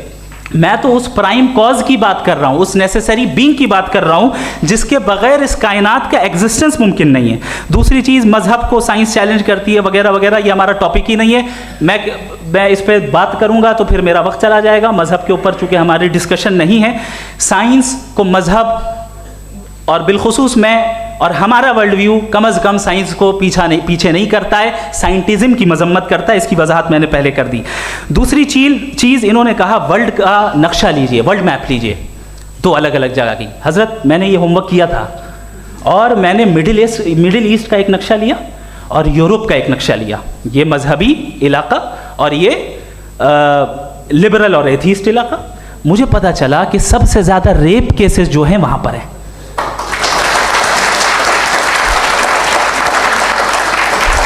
मुझे ये पता चला यूएन की रिपोर्ट के मुताबिक, मैं अपने घर से नहीं लेके आ रहा, कि जो वर्किंग वुमेन है यूरोपियन कंट्रीज में, उसमें 81% वुमेन सेक्सुअल हैरेसमेंट का वर्क में शुमार हो रही है। ये मिडिल ईस्ट में नहीं हो रहा है, वो मजहबी लोग हैं इसलिए नहीं हो रहा है। दूसरी चीज, आपने ये कहा कि मजहबी आदमी का अच्छा होना हमारे अच्छे होने से बहुत मुश्किल है, बहुत मुश्किल है। तो इसका मतलब यह है कि गॉड के अलावा आपके पास अच्छे और बुरे का कोई स्टैंडर्ड है। मैं चाहूंगा कि कन्वर्सेशनल स्टाइल वाली डिस्कशन और सेगमेंट पे इसी पे बात कर लेते हैं। Thank you very much. देखिए, पहले तो ये बात कि ये मिसाल गलत नहीं है, गलत है। इन्होंने पहले ही हमको डिसार्म कर दिया। कह लिया अकल से मामला सॉल्व नहीं हो सकता, लॉजिक से आप पहुंच नहीं सकते। ये एक मेटाफिजिकल चीज़ है। मेटाफिजिकल अजीब सा लफ्ज़ है, ठीक से किसी को माने नहीं मालूम इसके, तो ऐसा लगता है कुछ बड़ी चीज़ है। अरे भाई क्या होता है मेटाफिजिकल, बताओ, खड़ी हो। ये एक लफ्ज़ है जो कहीं भी इस्तेमाल हो जाता है। जब आप एक बात कर रहे हैं और आप मुझसे बहस कर रहे हैं तो मुझे मेटाफिजिकल मत बताइए, आप लॉजिकली मुझे प्रूव किए। और अगर लॉजिकली आप नहीं बात करते साहब ये मेटाफिजिकल है, तो फिर हम आप बात क्या कर रहे हैं? मेरा आपका किस ज़बान में कॉन्वर्सेशन होगा? और ये कहना कि वक्त पहले नहीं था, तो फिर क्यों कहते हैं ये हमेशा से और हमेशा रहेगा? हमेशा वक्त है, तो आप कैसे कहते हैं वो हमेशा से है और हमेशा रहेगा? हमेशा का मतलब है कोई वक्त, अगर वक्त ही नहीं है तो हमेशा कैसे? बाहर वो रहेगा। अब मैं ये देखता हूँ, आपने कहा ना कि वहाँ रेप ज़्यादा होते हैं, तो हम एक बात देखते हैं कि ये दुनिया जिस पे वो कादर मुतलक है, जिसकी मर्ज़ी के बगैर पत्ता भी नहीं हिलता, ओमनीपोटेंट है, ये दुनिया चल कैसे रही है? और इस दुनिया का हाल क्या है? 45,000 बच्चे जो 10 साल की उम्र से कम थे वो गाज़ा में मरे। भूख से काला हांडी में बच्चे मरते हैं और डिप्थेरिया से मरते हैं।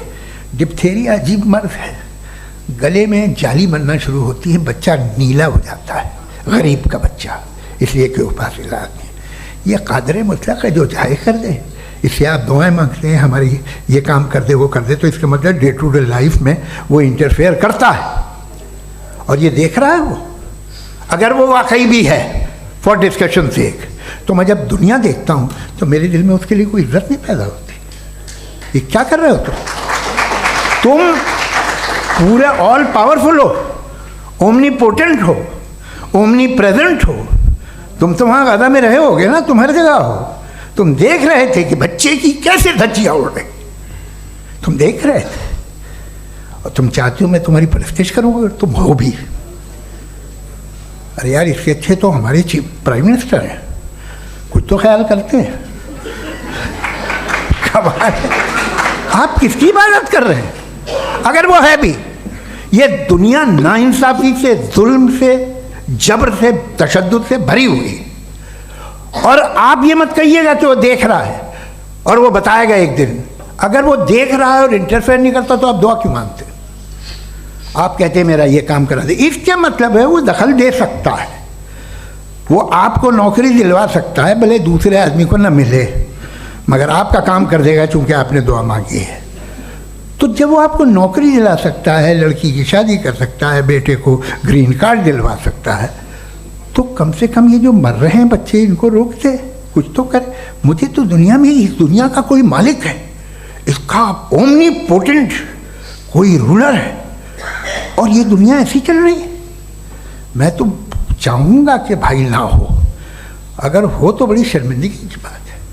शुक्रिया। बहुत शुक्रिया। आपकी जो अभी बात हुई बहुत अहम थी, मैं इसको चाहूँगा कि आगे डिस्कस करूँ, लेकिन चूँकि अभी ये वो सेगमेंट है क्रॉस एग्जामिनेशन, तो सबसे पहला सवाल आपसे ये है कि जो मैं इतनी देर से कॉन्टिंजेंसी आर्ग्यूमेंट आपको बता रहा था, ये अकल से ही बता रहा था हज़रत, आप ये बताएं कि आप इन्फिनिट रिग्रेस ऑफ कॉजेस को पॉसिबल मानते हैं या नेसेसरी बीइंग के एग्जिस्टेंस को सही समझते हैं? चूँकि दो ही ऑप्शन हो सकता है, आप ये बताएं।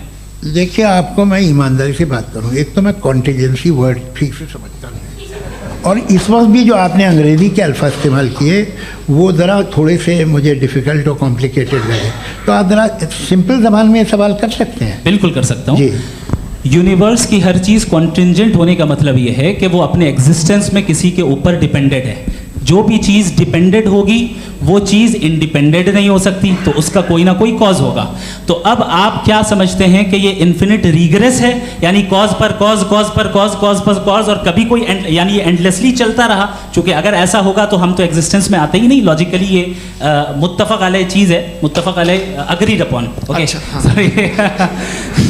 इस पे हमने एग्री किया था कि मुश्किल शब्द आएगा तो अर्थ बताना पड़ेगा। तो इन्फिनिट रिग्रेस तो पॉसिबल नहीं है, तो कहीं ना कहीं आपको रुकना पड़ेगा ऐसे नेसेसरी बीइंग पर। नहीं, कोई ज़रूरत नहीं रुकने की। किसने कहा आप रुकना पड़ेगा? आप रुकते हैं खुदा पे, आप नहीं रुकते। आप कहते हैं वो हमेशा से, जब उस वक्त से जब वक्त नहीं था।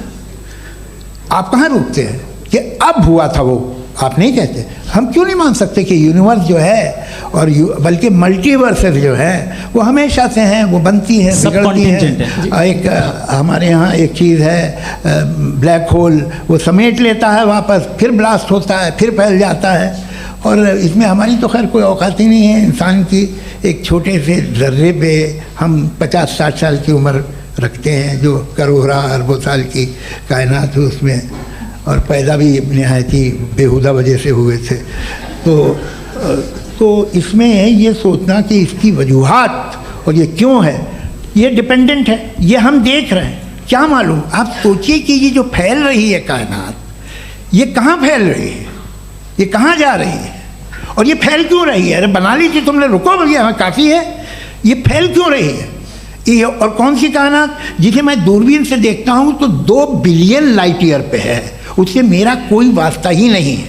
2 बिलियन ईयर यानी अगर मैं 80,000 माइल्स पर सेकेंड से चलूँ तो 20 करोड़ साल में वहाँ पहुँच जाऊँगा। इसकी ज़रूरत क्या थी? ये दुनिया, ये कायनात तो इंसान अशरफुल मखलूक़ात के लिए बनाई गई ना। तो ये सब ये टर्म समझ में नहीं आया, इसमें कोई ख़ास समझने वाली बात थी भी नहीं। ये जो अल्टीमेट कहा यह जाता है कि ये जो पूरी यूनिवर्स है, ये जो दुनिया है, ये इंसान के लिए बनाई गई। अच्छा, ये सब इंसान के लिए। क्यों साहब, सही है ना? बिल्कुल, लेकिन इसका ये मतलब नहीं कि किसी चीज के पीछे रीजन आपको नहीं पता तो रीजन नहीं है, इसे कहते हैं नहीं, मुझे नहीं पता, लेकिन मेरी जिम्मेदारी नहीं है। वो बिल्कुल सही कहा था उसने, बर्टन रसल ने। आपने उसे मजाक में टाल दिया कि भाई आप एक दावा कर रहे हैं, मैं क्यों कहूँ कि ये गलत है दावा? आप प्रूफ कीजिए, मेरे पे जिम्मेदारी ही नहीं है, मैंने थोड़ी कहा है। आप प्रूफ कीजिए कि ये सही है। आप आर्ग्यूमेंट ऑफ कंटिजेंसी का जवाब ही नहीं दे रहे हैं। पूछना चाहेंगे? आप सवाल पूछना चाहेंगे मुफ्ती साहब से? क्योंकि ये क्रॉस एग्जामिनेशन का दौर है। आप जैसे पहले बोल रहे थे फेथ को लेके कुछ। मैं ये पूछना चाहूँगा कि खुदा ने जो भी रेवलेशन किए हैं, एक मज़हब के नहीं बहुत से मज़हबों में किए हैं, अलग अलग रेवलेशन है। कहीं कुछ एक बातें हैं, कॉन्ट्रडिक्शन भी है आपस में, कहीं कुछ आप कर सकते हैं, कहीं कुछ नहीं कर सकते। ऐसा नहीं है कि सबकी कोड ऑफ मॉरल एक है। तो ये किस्सा क्या है? अब आप ये देखिए कि मुझे कभी कभी लगता है कि ये जो फुटबॉल फाइनल होता है, लाखों लोग होते हैं, फिर वो टीवी कवर कर करोड़ों लोग, अगर उसमें खुदा की एक बूमिंग आवाज़ आ जाती, मैं गॉड हूँ, तो सारे लोग अभी सुन लेते और टीवी पे भी सुन लेते, किस्सा ख़त्म होता। ये इतनी राजदारी क्या है कि तुम सामने कुछ तो सबूत दे दो हमें सॉलिड। ये कह रहा साहब ये यूनिवर्स कैसे बनी, इससे मसला क्या हल होगा? मैं पूछूंगा आपसे खुदा कैसे बना? क्यों नहीं पूछूंगा कैसे बना? बल्कि वो तो कायनात से कहीं ज़्यादा इंटेलिजेंट है, कायनात से कहीं ज़्यादा कॉम्प्लेक्स। जी वो हमेशा से अरे आप कहेंगे मैं मान लूँगा। अच्छा दोयम वो कादिर मुतलक, यानी कादिर मुतलक का मतलब ओमनीपोटेंट, वो जो चाहे कर सकता है। आपको नौकरी दिलवा सकता है, आपकी अच्छी जगह शादी करवा सकता है, आपके पड़ोसी का मुकदमा हरवा सकता है, आपको जिता सकता है, सब काम करता है। थोड़ा सा माइक क्लोज जी। वो इस दुनिया को चला कैसे रहा है? ये दुनिया कैसे चल रही है? आपको इस पर हैरत नहीं होती? या क़यामत के बाद कभी एक जस्टिस होगा, जब ये बच्चा मर चुका होगा जिसकी धज्जियाँ उड़ गई बम से, इसको इंसाफ मिलेगा तब? अच्छा अब जवाब दूं? हाँ दीजिए। मैं वही इसीलिए आप की तरफ। सबसे पहले आपने रेवलेशन और स्क्रिप्चर्स की बात की, इस पे मैं बात कर सकता हूँ लेकिन आज नहीं करूँगा चूँकि वक्त कम है, कभी और इस पे डिस्कस करेंगे। मैं तैयार हूँ उस पर भी बात करने के लिए। ये अभी से राउंड 2 की भूमिका तय हो रही है। Does God exist round 2? जी चूँकि आज गॉड के एग्जिस्टेंस पे बात है तो मैं उसी के रिलेटेड जो है आपके सवालात को एंटरटेन भी करूँगा और मैं भी पूछूँगा। आपने कहा कि आपने साबित ही नहीं किया, जबकि आर्ग्यूमेंट ऑफ कॉन्टिजेंसी बुनियादी आर्ग्यूमेंट है। आप मुझे कॉन्टिजेंसी का मतलब बताइए, आपका मतलब क्या कॉन्टिजेंसी? कॉन्टिजेंसी का मतलब ये हुआ कि हर वो वजूद जो किसी भी चीज़ का पाबंद है, हर वो वजूद या हर वो चीज़ जो अपने एग्जिस्टेंस में किसी भी चीज़ के पाबंद है और उससे बाउंड है, उसको उसकी ज़रूरत है, उस पर डिपेंड करती है, तो जाहिर सी बात है कि उसका कोई ना कोई कॉज होता है। ये तो अक्ल की बात है। ये आप रीजनिंग की बात करते हैं, मैं वही कर रहा हूँ। दूसरी चीज़ आपने ये बात कही कि इतने बिलियन लाइट ईयर्स दूर है, उसका मेरा क्या लेना देना। फिर मेरे ख्याल से आपको ये नहीं कहना चाहिए I think therefore I am an atheist. आपको सोचना चाहिए, सिर्फ आप एक लिमिटेड दायरे में रहकर नहीं सोचें बल्कि बाहर निकलकर सोचें। आपने तीसरा सवाल किया, आपने 2-3 सवाल एक साथ। ऐसी बातें ना कीजिए, कुछ लोगों को इतराज़ हो जाएगा आप पे कि आप कुछ भी सोचिए। ये इजाज़त आपको है नहीं, मुझे है।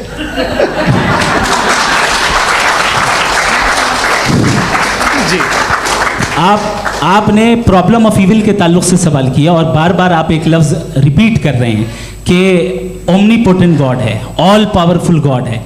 यही तो दरअसल समझना है कि गॉड का कॉन्सेप्ट क्या है। प्रॉब्लम ऑफ इविल जो है, प्रॉब्लम ऑफ इविल दर हकीकत 2 असम्पशंस पर कायम है। अगर आप इन 2 असम्पशंस को समझ जाएं तो ये प्रॉब्लम नहीं रहेगी, आर्ग्यूमेंट आपको समझ में आ जाएगी कि ये कोलैप्स कर जाता है।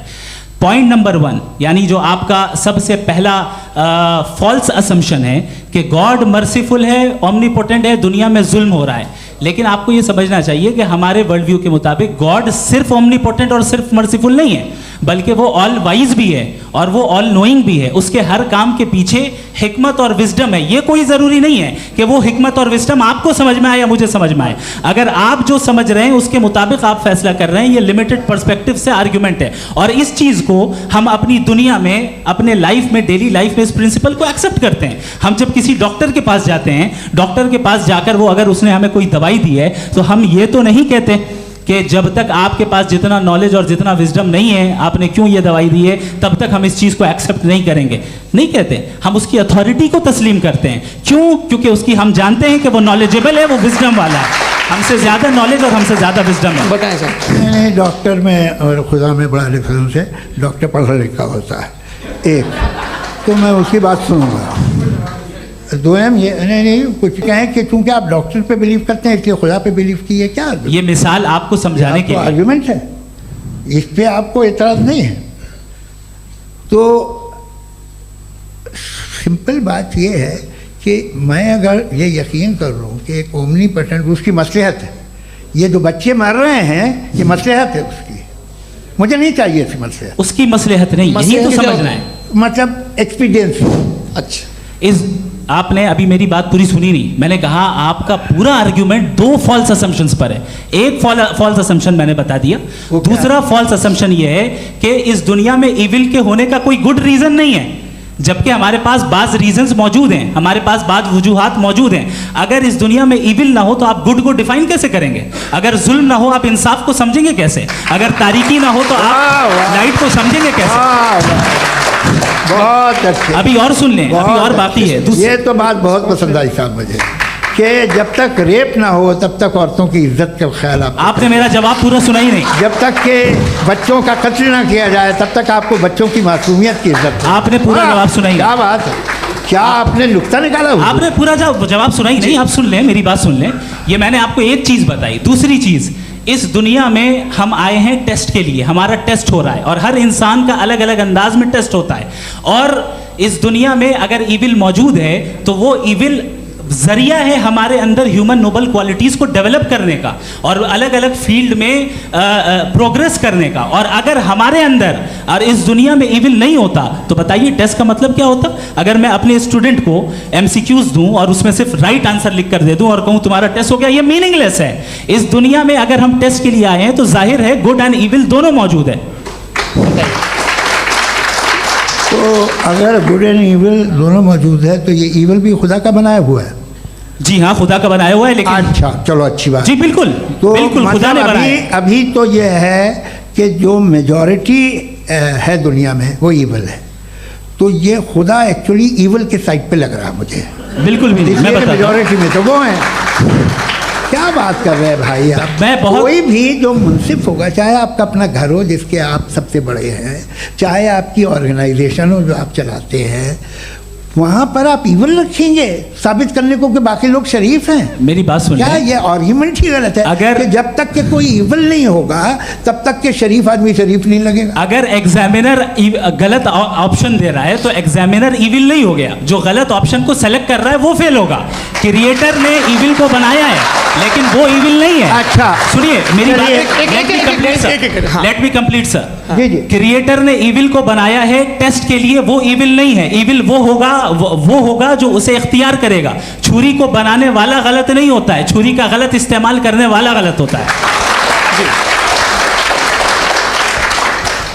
रेप को कैसे गलत इस्तेमाल करते हैं? रेप इंसान के फ्री विल का नतीजा है।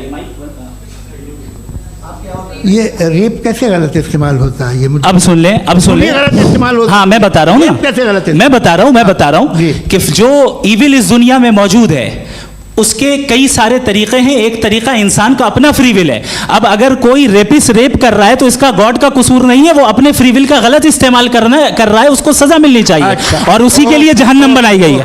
ये फ्री विल का भी बड़ा चक्कर। आप जब कोई बुरा काम करते हैं या कोई बुराई होती है तो ये कहा जाता है कि ये फ्री विल है। 7 billion free wills are moving on this planet. 7 billion free will. और एक आदमी अपनी फ्री विल से मुझे कत्ल कर दे तो मैं खुदा की मर्जी से मरा हूँ कि इसकी फ्री विल की वजह से? मेरी मौत खुदा के हाथ है या ये फ्री विल वाले के हाथ है? खुदा ने फ्री विल का निजाम बनाया है और उस निजाम का गलत इस्तेमाल करके कोई आपको मार रहा है, इस्तेमाल करके मेरा कत्ल कर देता है। अब मेरी मौत का जिम्मेदार कौन है? वो इंसान जिम्मेदार है। वो इंसान। जी। तो ये कहना कि और उसको सजा मिलेगी। तो अब आप आगे चलिए कि ये तय करना कि अल्लाह ही या अल्लाह ने खुदा ही जिंदगी देता है, खुदा ही मौत देता है, ये गलत है। बिल्कुल गलत नहीं है। हाँ, नहीं, निजाम उसी ने बनाया फ्री विल का। निजाम मौत और हयात का उसी ने बनाया। You are contradicting yourself. अभी आपने कहा कि एक आदमी ने फ्री विल से आपको मार दिया, इसमें उसे फ्री विल दी गई थी, उसने गलत इस्तेमाल किया। 7 billion free wills are moving on this planet और आप चाह रहे हैं कि मैं सिर्फ खुदा का ध्यान करूं। ये 7 बिलियन फ्री विल्स को मुझे लुक आफ्टर करना पड़ेगा कि नहीं? ये तो तबाहियां कर रही हैं और तबाहियां ज़्यादा हो रही हैं। बिल्कुल। तो अगर आप बताएं अगर खुदा नहीं है फॉर एग्जाम्पल, तो आप इविल को कैसे डिसाइड करेंगे? यानी how can you define evil objectively without God? Evil को डिफाइन करिए। देखिए दुनिया में 2 तरह के जानवर हैं। एक जो अकेले रहते हैं जंगल में और एक जो ग्रुप्स में रहते हैं। ग्रुप में जो भी रहेगा, चाहे वो आपका फाउंडेशन हो, चाहे कोई क्लब हो, चाहे कोई पॉलिटिकल पार्टी हो, चाहे कोई यूनिट हो, उसमें आपको इंटरैक्ट करने के रूल बनाने पड़ेंगे। यानी लोग तय करेंगे। लोग तय करेंगे। अगर लोगों ने ये तय किया कि किसी का रेप करना सही है, आप जस्टिफाई करेंगे? नहीं, आपका फाउंडेशन तो ये हो गया ना कि लोग ही विल डिसाइड करेंगे। नहीं, अरे दुनिया में ऐसे ग्रुप्स हैं जो रेप को जायज़ मानते हैं सर्टन हालात में। मैं डिटेल में नहीं जानूंगा, आप भी जानते हैं। ये जो आईसिस वाले थे जिन्होंने क्या किया था, तो उन्होंने क्या किया उसका खुदा से कोई ताल्लुक नहीं है सर। मैंने सिंपल सवाल किया कि ईविल को आप डिफाइन करते कैसे हैं? आइए वापस आइए जी। आप साथ में तभी रह सकते हैं जब कुछ आप ऐसे उसूल डेवलप करें जिसमें हर एक का बेसिक तहफ़्फ़ुज़, हर एक का बेसिक राइट हो और हर एक को कोई आराम मिले। यही तरीक़ा है किसी भी ऑर्गेनाइजेशन जिसमें एक से ज़्यादा लोग हैं और वो ऐसे चलती है ज़िंदगी। उसमें अगर आप गड़बड़ करेंगे तो तबाही होगी, नुकसान होगा, बर्बादियाँ आएंगी। और अगर उसमें आप घर ले लीजिए ना, एक हस्बैंड है, एक वाइफ है, बच्चे हैं, वालदा भी हैं, 2 बहनें भी हैं, एक भाई भी है। अब इसमें कोई निज़ाम आपको चाहिए साथ में रहने का, और एक दूसरे पे भरोसा रहे, एक दूसरे के बहीख्वाह हों, एक दूसरे की मदद करें, ऐसी जिंदगी। सर आपकी बात आ गई। आप ये कह रहे हैं कि लोग डिसाइड करेंगे क्या सही है क्या गलत है, यही है? मेजॉरिटी डिसाइड करेगी क्या सही है क्या गलत है? अरे भाई बिल्कुल। मेजॉरिटी अगर ये कहे कि नाजी जर्मनी के साथ जिस तरह मेजॉरिटी थी कि जेनोसाइड करना सही, आप जस्टिफाई करेंगे? उस वक्त आपका ये सवाल सिर्फ उसके बाद क्लोज कर। हाँ, उस वक्त प्लेनेट पे जो लोग थे, उनमें कितने लोग हिटलर को सही समझते? अच्छा, प्लेनेट की मेजॉरिटी तय करेगी, सोसाइटी की नहीं। प्लेनेट की मेजॉरिटी गॉड के एग्जिस्टेंस को सही मानती है, आप क्यों नहीं मानते? प्लेनेट की ज़्यादातर मेजॉरिटी कुछ दूसरे मजहबों के खुदा को मानती है। मैं इस पे इतने एकेडमिक तैयारी करके आया था, मुझे था कि मैंने सोचा था कि कई सारे मैं आर्ग्यूमेंट्स दूंगा, लेकिन वक्त की भी किल्लत और जावेद साहब बार बार इधर उधर चले जा रहे थे तो उसको भी थोड़ा एंटरटेन करना पड़ गया।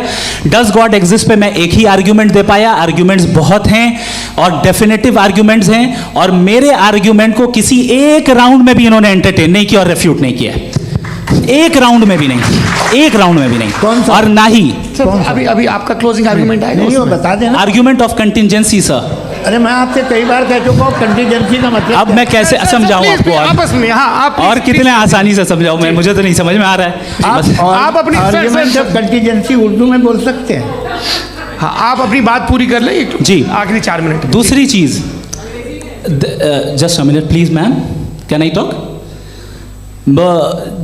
दूसरी चीज ये है कि आपने एक तो इसका जवाब नहीं दिया, दूसरा आपने गॉड के ना होने पर कोई डेफिनेटिव आर्ग्यूमेंट नहीं दिया, सिर्फ मजहब पे बात कर रहे हैं आप। मजहब तो आज हमारा टॉपिक ही नहीं था। आज तो हमारा टॉपिक हो, आप मजहब से ले लेकर आईएस तक चले गए। भाई हमारा क्या ताल्लुक है उससे? We condemn them. और उसका गॉड से क्या ताल्लुक है? अगर कोई गलत काम कर रहा है, किसी ने किसी को कत्ल किया, किसी ने किसी का रेप किया, उसको सजा मिलनी चाहिए। और आपके पास कोई भी rational strong foundation of morality नहीं है। आपने कहा कि मेजॉरिटी तय करेगी सोसाइटी की, वो सही होगा। मैंने कहा हिटलर को फिर आप सही कहेंगे? नहीं, प्लैनेट की सोसाइटी की मेजॉरिटी तय करेगी। तो प्लैनेट की मेजॉरिटी गॉड के एग्जिस्टेंस को मानती है, आप कह रहे हैं ये रिलीजियस है। तो यानी आपके पास कोई स्ट्रॉन्ग फाउंडेशन नहीं है ऑब्जेक्टिव मोरालिटी का। ऑब्जेक्टिव मोरालिटी का अगर कोई फाउंडेशन है तो वो सिर्फ गॉड है, गॉड है, गॉड है। थैंक यू जी। देखिए, बहुत सारी बातें हैं। गॉड का डेफिनेशन दुनिया के किसी भी रिलीजन में है कि वो ओमनीपोटेंट है, ओमनीप्रेजेंट है, he is just, he is kind, he loves you and so on. मैं जब दुनिया देखता हूँ तो मुझे कोई ऐसा सुप्रीम पावर यहाँ दिखाई नहीं देती है जो इंसान की बहबूदी के लिए कुछ कर रही हो, कमज़ोर को बचा रही हो, मदद कर रही हो, जालिम को पीछे हटा रही हो। मैं नहीं देखा, तारीख़ में नहीं। एक तो अगर है और ये देख रहा है तमाशा, तो उसका होना न होना बराबर है। दोयम ये कि ये जो है, जब आप ये कहते हैं कि कायनात जिसकी कंटीजेंसी ये है, मैं देखिए वो लफ्ज़ इस्तेमाल किया मैं, तो ये कैसे हो सकती है भाई?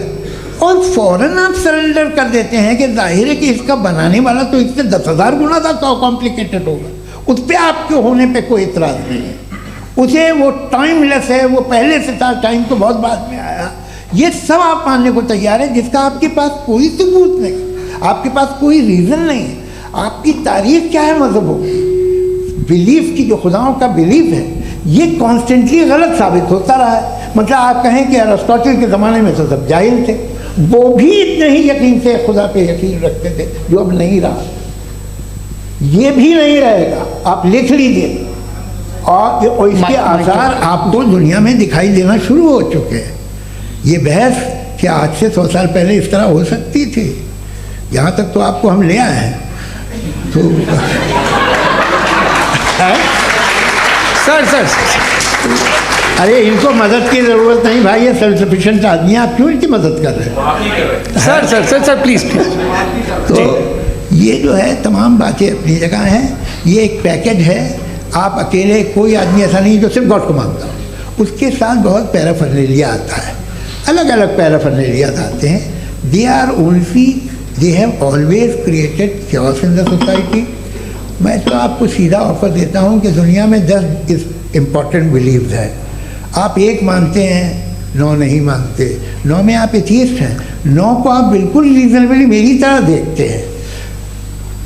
तो 90 मजहबी आदमी भी 90% एथीस्ट है, वो दूसरे खुदा नहीं मानता, एक खुदा मानता है अपना वाला, बाकियों को कहता है गलत है। अगर आप मानना ही बंद कर दें तो आपका 10% चांस है कि आप सही हैं और 90% चांस है कि आप गलत हैं।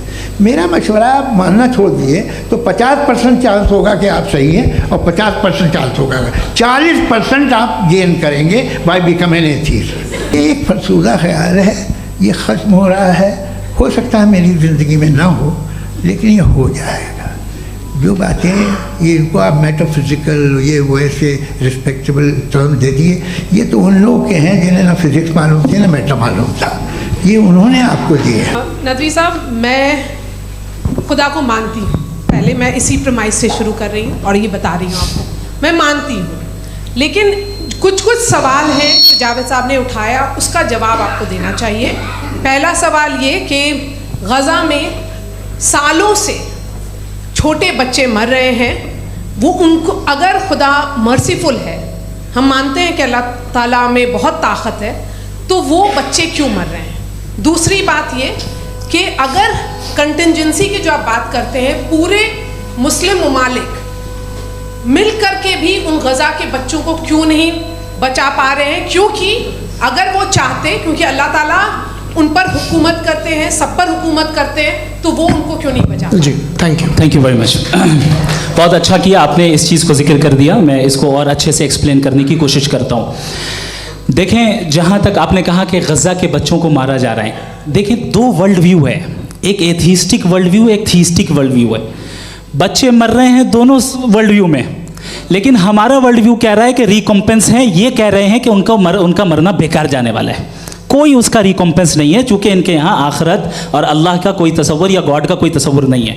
आपने ये सवाल किया कि गॉड मर्सीफुल है, क्यों नहीं रोकता? ये मैंने बताया कि ये मिसकंसेप्शन है लोगों के दरमियान कि गॉड को सिर्फ मर्सीफुल और ओमनीपोटेंट समझते हैं। गॉड के सिर्फ यही 2 एट्रीब्यूट्स नहीं हैं, गॉड के कई सारे एट्रीब्यूट्स हैं, उनमें से अल हकीम भी है, उनमें से ऑल वाइज भी है, ऑल नोइंग भी है। लिहाजा अगर इस दुनिया में किसी को तकलीफ आ रही है और गॉड उसको नहीं रोक रहा है, वो इसलिए नहीं रोक रहा है चूंकि इंसानों को फ्री विल दिया गया है। ठीक इसी तरीके से अगर एक डॉक्टर किसी छोटे बच्चे को इंजेक्शन लगा रहा है, उसे तकलीफ पहुंच रही है, उसके लिमिटेड पर्सपेक्टिव के एतबार से ये गलत हो रहा है और डॉक्टर बुरा है। लेकिन जब आप ब्रॉडर पिक्चर को देखेंगी, आपके और हमारे पास सिर्फ एक पिक्सल है, हमें इतना नजर आ रहा है कि गज़ा में कत्ल हो रहा है, लेकिन इसके पीछे कितना रिकॉम्पेंस उनको मिलने वाला है, पूरा पिक्चर गॉड के पास है। तो एक पिक्सल से आप पूरे पिक्चर को कभी भी जज नहीं कर सकती। आप इसमें कुछ जोड़ना चाहेंगे? आपको कुछ बोलना है इसमें? भैया आपने बहुत अच्छा जस्टिफिकेशन दिया। या आप वो जो वहाँ के प्राइम मिनिस्टर इजराइल के, उन्हें भेजिए, वो बहुत खुश होंगे। आप जस्टिफिकेशन दे देना कि अगर गॉड नहीं है तो बच्चे क्यों मर रहे हैं, आप बताएं। वो ये सवाल पूछ रहे हैं कि अगर आप ईश्वर का अस्तित्व नहीं मानते हैं तो उन बच्चों की मौत को आप कैसे इंटरप्रेट करते हैं? भाई ये दुनिया जो है, जो ताकतवर लोग होते हैं वो एक नाइंसाफ़ी करते हैं, तो इसके अलावा पॉसिबल नहीं है, अकेले तो इंसान रह नहीं सकता। वहाँ पर कुछ लोग हैं जो फाउल करते हैं। वो फाउल हम हमेशा से तारीख में होता आया है। आज ये हो रहा है, जो हो रहा है बहुत बुरा हो रहा है, बहुत जालिमाना है, बहुत जाबराना है। उसको आप कहें कि ये बच्चों को कॉम्पनसेशन मिल जाएगा या इसकी मतलब इंजेक्शन है, इंजेक्शन तो हेल्थ के लिए दिया जाता है। आप ये कह रहे हैं कि ये बच्चों की जो धज्जियाँ उड़ रही हैं ये इंजेक्शन है, ये टेस्ट है, ये टेस्ट है और उस टेस्ट में उनको ऐसा रिकॉम्पेंस मिलेगा जो आपके तस्वुर के बाहर है। ये आप 3 बरस के बच्चे को बारूद से उड़ा के टेस्ट ले रहे हैं। वाह, वो नहीं ले रहा है, खुदा नहीं उड़ा रहा है, इजराइल उड़ा रहा है जी। ये तो उसको अगला सवाल लेते हैं। अगला सवाल लेते हैं प्रोफेसर पुरुषोत्तम अग्रवाल। मुफ्ती साहब, एक निवेदन आपसे है कि कम से कम थोड़ा सा माइक क्लोज एक रिलीजियस और फिलोसफिकल कर मैं प्लीज। एक रिलीजियस और फिलोसफिकल ट्रेडिशन है जो ब्रह्मांड को यानी यूनिवर्स को ही अंतिम मानती है। सर्वम खलु इदम ब्रह्मम, this is Chandogya Upanishad and it completely rules out the existence और नेसेसिटी, आपके शब्दों में necessity of a creator. The creation itself is the creator. तो एक मिनट प्लीज। दूसरा जो सवाल आपने अभी जो आप बार बार कह रहे हैं कि भगवान विद्वान भी है, वाइज, सब जानने वाला, तो अगर विजडम में दुनिया भर के पापों और अत्याचारों को बर्दाश्त करना शामिल है तो फिर इसका मतलब ये हुआ कि अगर मैं फ्री विल से उसको अपोज करता हूँ तो ईश्वर की विजडम और मेरी फ्री विल में कॉन्ट्राडिक्शन है।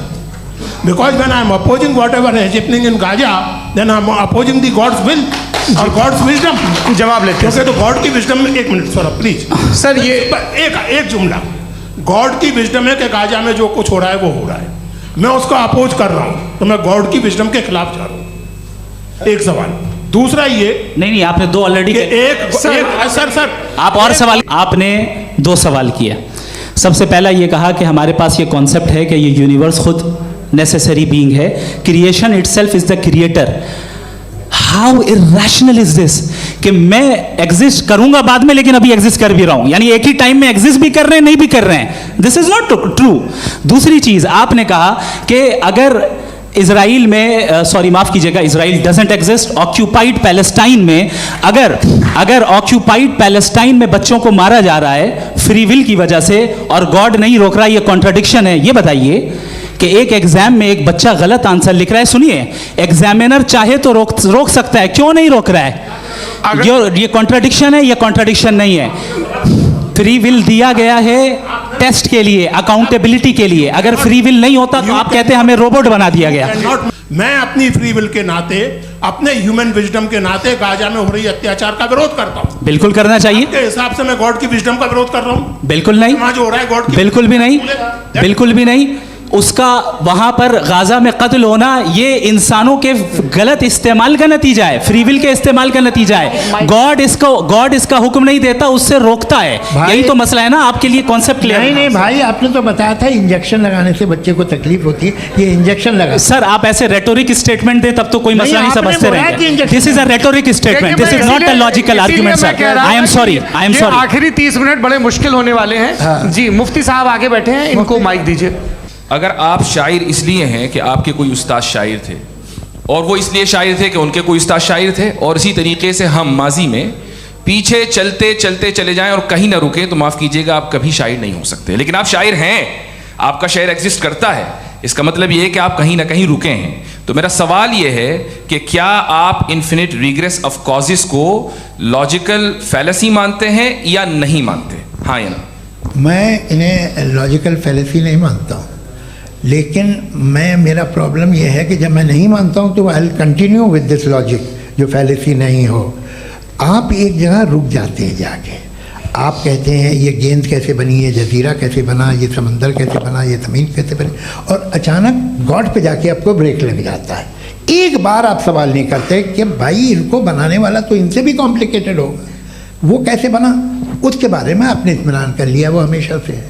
तो अगर आप उसे हमेशा से मानते हैं तो फिर ये मान लीजिए कि कायनात हमेशा से, क्या तकलीफ? जावेद साहब से डिसएग्री करता हूँ, इसलिए जावेद साहब से सवाल पूछ रहा हूँ। आपका सवाल जावेद अख्तर साहब से, और सवाल ये है मेरा कि जावेद साहब ने कई बार लॉजिक का इस्तेमाल किया कि साइंस में लॉजिक है और रिलीजन में लॉजिक नहीं है। मेरा ख्याल ये है कि रिलीजन में भी लॉजिक है, लेकिन उस लॉजिक की बेसिस ये है कि आप रुक जाते हैं, जिसका जिक्र जावेद साहब ने बार बार किया, यानी खुदा के तसव्वुर पे आते हुए, गॉड के तसव्वुर पे आते हुए रुक जाते हैं। और इसमें सवाल पूछना मतलब फॉरबिडन होता है। सवाल यह है कि क्या जावेद साहब इससे एग्री करते हैं कि साइंस की लॉजिक अलग है और रिलीजन की लॉजिक अलग है? बताइए सर। 3 चीज़ें हैं, साइंस है, एक है मंतिक है, इस्तिदलाल है, और एक जो है कुछ भी नहीं है, फेथ है, अकीदा है। मैं अकीदे की लॉजिक का कायल नहीं हूँ। मुझे आप इस्तिदलाल से, लॉजिक से, रीज़न से समझाइए, मैं मानने को तैयार हूँ, मेरा क्या नुकसान होगा। लेकिन ये कि अकीदे पे मैं नहीं जा सकता हूँ। अकीदे का मतलब है कि तुम ये मान लो, सवाल ना करो, ये नहीं। आप सारी बातें करके, बड़ी साइंटिफिक बातें करके एक जगह जाके खुदा के हुदूद पे रुक जाते हैं, सरेंडर कर देते हैं। मैं सरेंडर करने को तैयार नहीं। That's all. Sir, Javed sir से सवाल है कि आपने अपने क्लोजिंग माइक थोड़ा करीब अपने क्लोजिंग स्टेटमेंट में ये बात कही थी कि मज़हब का जो फ्यूचर है वो ज़्यादा दिन नहीं जाने वाला है। लेकिन मैं देख पा रहा हूँ कि जो ऑक्सफोर्ड यूनिवर्सिटी की एक स्टडी है 2011 में हुई है, जिसके 50 एकेडमिशियंस ने इसको अंजाम दिया था, उसमें वो ये कहते हैं कि जो फेथ इन गॉड है वो इनबिल्ट है ह्यूमन नेचर के अंदर, जिसको हम कहते हैं फितरत के अंदर शामिल है वो। और वो ये कहते हैं कि अगर कोई ये समझता है कि मज़हब को वो ख़त्म कर देगा तो ये उसकी गलत फहमी है। तो आप इसके बारे में, इस स्टडीज़ के बारे में क्या कहते हैं? ठीक है, मैं उनसे एग्री नहीं करता हूँ। वो कौन से प्रोफेसर होंगे? ऐसा उनके क्या पास डेटा है, इन्होंने डेटा के बेस होगा। डेटा क्या हो सकता है? फ्यूचर का डेटा तो नहीं हो सकता ना उनके पास, प्रेजेंट का डेटा हो सकता है। डेटा आपने सुना 100 साल पहले का बाद का डेटा? मैंने तो नहीं सुना आज तक। तो आज उनकी ये राय है और होगी राय, ठीक है। दुनिया में तरह तरह की राय है लोग, लेकिन मैं समझता हूँ कि वक्त के साथ इंसान ज़्यादा से ज़्यादा रीज़नेबल और लॉजिकल होता जा रहा है। आज आप देखिए वेस्टर्न यूरोप में क्या परसेंटेज है नॉन बिलीवर्स की, बहुत हाई। वहाँ चर्च खाली पड़े होते हैं। तो अल्टीमेटली तो इंसान कोई ऐसी बात बहुत अरसे तक नहीं मान सकेगा, चाहे गलत या सही, जो उसे, उसके दिमाग को, उसके जहन को, उसकी लॉजिक को अपील न करे। वो कह रहे हैं तो ऑक्सफोर्ड के होंगे, तो कैम्ब्रिज के होंगे, तो मुझे क्या लेना देना। उनका डेटा मुस्तकबिल का नहीं हो सकता है। जी हाँ, नहीं, बस आपसे एक सवाल है। जैसे थीस्टों के पास अपने जो ईश्वर को मानते हैं उनके पास अपने सोशल गेट टुगेदर्स हैं। 5 रोज़ आज क्रिसमस आने वाला है, होली है, दिवाली है, ईद है। एथिस्ट क्या ऑफर कर रहे हैं? मतलब मैं इनकी दुकान से बोलूँ, मैं आना चाहता हूँ उस तरफ, पर मैं अट्रैक्ट नहीं हो पा रहा हूँ। मैं सोशल गेट टुगेदर्स क्या है आपके पास? ये एक कॉन्स्टेंटाइन, एक ग्रीक रोमन बादशाह था जो क्रिश्चियनिटी आने के 400 साल बाद उसने डिसाइड किया कि मैं क्रिश्चियन हो जाऊंगा, मेरी पूरी स्टेट कैंसिल हो जाएगी। उस ज़माने में ऐसे ही होता था, राजा जो धर्म इख्तियार करता था वो जनता भी कर लेती थी, इसलिए कि वो हो गया था बैंकरप्ट। और उसे जो मेडिटेरियन कोस्ट के रिच क्रिश्चियन वो थे मर्चेंट, उससे पैसा चाहिए था। तो उसने कहा यार क्रिश्चियन हो जाओ। तो उसने अपने वजीर से कहा कि भाई ये हिस्ट्री है कि अब हम लोग क्रिश्चियन हो जाते हैं। पहले सर हो जाएंगे, कोई प्रॉब्लम नहीं है, लेकिन एक प्रॉब्लम ये है कि 17 दिसंबर से 25 दिसंबर तक जो पेगन फेस्टिवल होता, जो पेगन जो फेस्टिवल होता है वो बंद हो जाएगा, इसलिए कि हम क्रिश्चियन हो गए तो होगा नहीं। तो वो बच्चों को बहुत बुरा लगेगा, पब्लिक को बहुत इन्जॉय करते हैं, खासतौर से 25 को मेन डे। उसने कहा हाँ ये तो सही कह रहे हो, ये जीसस क्राइस्ट की पैदाइश कब थी? पहले साहब वो अप्रैल में थी। नहीं, कट करो, वो 25 दिसंबर को है। ये हकीकत है जी। और 400 साल बाद क्रिश्चियनिटी के अप्रैल से दिसंबर ले आए, और इसलिए कि यहाँ पेगन फेस्टिवल होता था। अब मनाते हैं आप आराम से। ये जो सारे फेस्टिवल हैं ये रिलीजन से, हर एक को एक इंटरटेनमेंट डिपार्टमेंट चाहिए होता है अपनी कंपनी चलाने के लिए। तो ये रिलीजन ने, ये सेकुलर त्यौहार थे जिन्हें रिलीजन्स ने ले लिया है। ये मौसम के थे, फसलों के थे, किसानों के थे, उसको आपने लेके रिलीजियस रंग दे दिया। ये कोई रिलीजन से थोड़ी आए आप। अच्छा हमें देखिए, हम तो मुल्द हैं, हम ईद मनाते हैं, हम दिवाली मनाते हैं, हम होली मनाते हैं, हम क्रिसमस मनाते हैं। बम्बई की फिल्म इंडस्ट्री की सबसे बड़ी होली हमारे घर में होती है, सबसे बड़ी ईद हमारे घर में होती है। वो हमारी सोशल वो है, हमारा हेरिटेज है। ऐसा थोड़ी है कि we will throw the baby along with the water. ये तो अच्छी चीज़ है, इन्हें रखो, जो बेकार है फेंक दो। जी, मेरा सवाल नादवी जी से है। जैसा कि आपने बोला कि गॉड टाइम के भी परे हैं और गॉड इतनी कॉम्प्लेक्स चीज़ है कि उसे ह्यूमन माइंड समझ नहीं सकता, और गॉड ने अर्थ पे फ्री विल भी दे दी है, तो आप अपना वक्त ज़ाया क्यों कर रहे हैं गॉड के बारे में बात करके? अपन को तो बात करनी चाहिए कि सोसाइटी को बेहतर कैसे करें। जी, कि जैसा आपने बोला कि गॉड बहुत ही कॉम्प्लेक्स चीज़ है। मैंने कहा ही नहीं कि कॉम्प्लेक्स है, तो आपके अल्फाज हैं। कॉम्प्लेक्स का लफ्ज गॉड के लिए सुइटेबल नहीं है। क्यों? क्योंकि कॉम्प्लेक्स वो चीज़ें होती हैं जो ऑब्जेक्ट हो। God is not an object जिसको आप इंस्ट्रूमेंट के जरिए लेबोरेटरी में जाके टेस्ट करें, oh it's very complex. No, वो कोई कार का इंजन नहीं है। मेरा वो फिलोसॉफिकली नेसेसरी बीइंग ऐसी बीइंग है जो सिंपल बीइंग है। हाँ, आप उसको मुकम्मल तौर पे उसकी तमाम हिकमतों को जान ले और हर चीज़ को जान ले, ये पॉसिबल नहीं है, क्योंकि वो ऑल वाइज है, आप ऑल वाइज नहीं है, और वो खुदा है, वो आपको सारी चीज़ें बता दे, ये ज़रूरी नहीं है। सवाल ये नहीं था, मेरा सवाल ये था कि जब गॉड इतना परे है इस दुनिया से कि उसने अर्थ पे फ्री विल भी दी है, हम सब ह्यूमंस की फ्री विल है, और जो सोसाइटी में हो रहा है वो अपन लोग डिसाइड करेंगे, तो अपन लोग डिसाइड नहीं करेंगे ना, अपन लोग डिसाइड नहीं करेंगे। गॉड जो है, गॉड ने वो उसकी ज़ात, उसकी एग्जिस्टेंस टाइम एंड स्पेस से परे है, लेकिन वो हमारा टेस्ट ले रहा है और उसी गॉड ने हमें बताया कि तुम्हें क्या करना है क्या नहीं करना है, तो जाहिर है उस गॉड की बात सुनेंगे ना हम।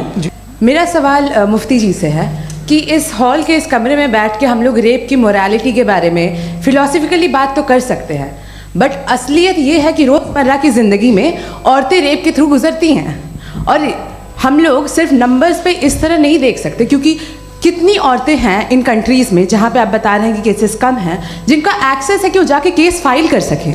कितनी औरतें हैं जो जिनको काम करने की आज़ादी है उन कंट्रीज़ में। यूरोप में ये आज़ादी आ गई, यूरोप में ये रूल्स आ गए, तो हम आज उसके बारे में बात कर पा रहे हैं। जी, आपने ये कहा कि कमरे में बंद होकर हम लोग इस पर फिलोसफिकली बात कर सकते हैं, लेकिन हकीकत में क्या हो रहा है, वो ग्राउंड लेवल पे क्या हो रहा है जो बहुत गलत हो रहा है, और वो सफ़र कर रही हैं। आई एग्री, बहुत गलत हो रहा है, और जो गलत हो रहा है उसको हमें रोकना है। और क्यों रोकना है, वो गलत क्यों है? हमारे पास इसका ऑब्जेक्टिव फाउंडेशन है, इनके पास उसका ऑब्जेक्टिव फाउंडेशन नहीं है। मैं ये कहना चाह रहा हूँ कि जहाँ पे भी जुल्म हो रहा है, जहाँ पे भी औरत पे जुल्म हो रहा है, या उसकी इज्जत लूटी जा रही है, या उसे तकलीफ पहुँचाई जा रही है, और सिर्फ औरत नहीं, किसी इंसान के ऊपर भी जुल्म हो रहा है, तो उसके खिलाफ खड़ा होना, ये मॉरलिटी हमारे पास गॉड के पास से आई है। वरना जावेद साहब तो कह रहे हैं कि जो है मेजॉरिटी डिसाइड करेगी, तो मेजॉरिटी तो कभी भी बदल सकती है। थोड़ी सी आपको गलतफहमी है। मैं अगर मेरे जुमले से ये मदना निकला या मैंने कहा, तो ये जुमला मैं वापस लेता हूँ। ये मेरा मतलब ही नहीं था कि मेजॉरिटी डिसाइड करेगी। मेजॉरिटी डिसाइड करे तो दुनिया में बड़ी, वैसे आपने कहा था ये जुमला। अच्छा, हो सकता है, मैं मान रहा हूँ, बाद में रिकैप कर लेंगे। अरे एक सेकंड, मैं अपनी एक्सप्लेनेशन देता हूँ। मुनासिब बात यह है कि हम सब के सब दिल में जानते हैं कि क्या अच्छा है क्या बुरा है, हमें पता है अच्छी तरह से। जो लोग बुरे काम करते हैं उन्हें भी मालूम अच्छा क्या है। यही तो सवाल था हजरत, कि फिर ये मोरालिटी आई कहाँ से? मेरा सवाल ये था कि सर सैयद अलैहि रहमा का एक नज़रिया था अपना कि खुदा का जो वजूद है उसको अक़ल के दायरे में रह कर के तलाश करना है, न कि पूरे तौर से इनकार कर देना है। ये उनका कॉन्सेप्ट था। लेकिन मेरा सवाल ये है कि आप इसको कैसे डिफाइन करते हैं, एक्सप्लेन कैसे करेंगे? मैं आपसे जानना चाहता हूँ, क्योंकि you are the product of Aligarh Muslim University. मुझे अक़ल के दायरे में रख के मैंने बहुत तलाश की, मुझे मिला नहीं। मेरा सवाल ये है कि अभी जो एथियस्ट है वो problem of evil argument use कर रहे हैं अगेंस्ट मुस्लिम्स। तो बेसिकली ये आर्ग्यूमेंट ऐसा है कि इस दुनिया में इतना ज़्यादा ईविल एग्जिस्ट करता है, और अगर एक ऑल गुड गॉड है तो वो रोकता क्यों नहीं है? लेकिन इस सवाल में एक हिडन अजम्पशन ये है कि इस दुनिया में ईविल एग्जिस्ट करता है। अब एथियस्ट ये कैसे ऑन्टोलॉजिकली प्रूव कर सकते हैं कि इस दुनिया में ईविल एग्जिस्ट करता है? मैं आपको बताता हूँ कि थोड़ा सा समझता है, टेस्ट कर सकता है, फील कर सकता है, तो उसकी जो ये जो क्वालिटी इस बबल में आ गई हैं, वो जानवर में भी है, इंसान में भी है, तो जाहिर है कि उसे कोई तकलीफ पहुंचेगी। तो चूंकि उसके पास वो सेंसिटिविटी है तो मैं करेगा। पत्थर में वो सेंसिटिविटी नहीं है। तो ये क्या सवाल हुआ कि अगर पत्थर को काटा तो पत्थर को तकलीफ नहीं होती, तो आपको काटे तो आपको क्यों तकलीफ हो? बैठ जाइए जी। हाँ, अगला सवाल। हाँ, पूछे जी। जावेद अख्तर साहब। अरे भैया, सब आप लोग मुफ्ती साहब को छोड़ रहे हैं, मेरे ही पीछे पड़े हैं क्या? फिर चलो बोलो भाई। You asked how God can exist when children die in Gaza. हाँ? You asked how God can exist when children die in Gaza, and you also mentioned the rise of atheism in Europe. But the same events also are leading many atheists and non-believers to turn towards faith.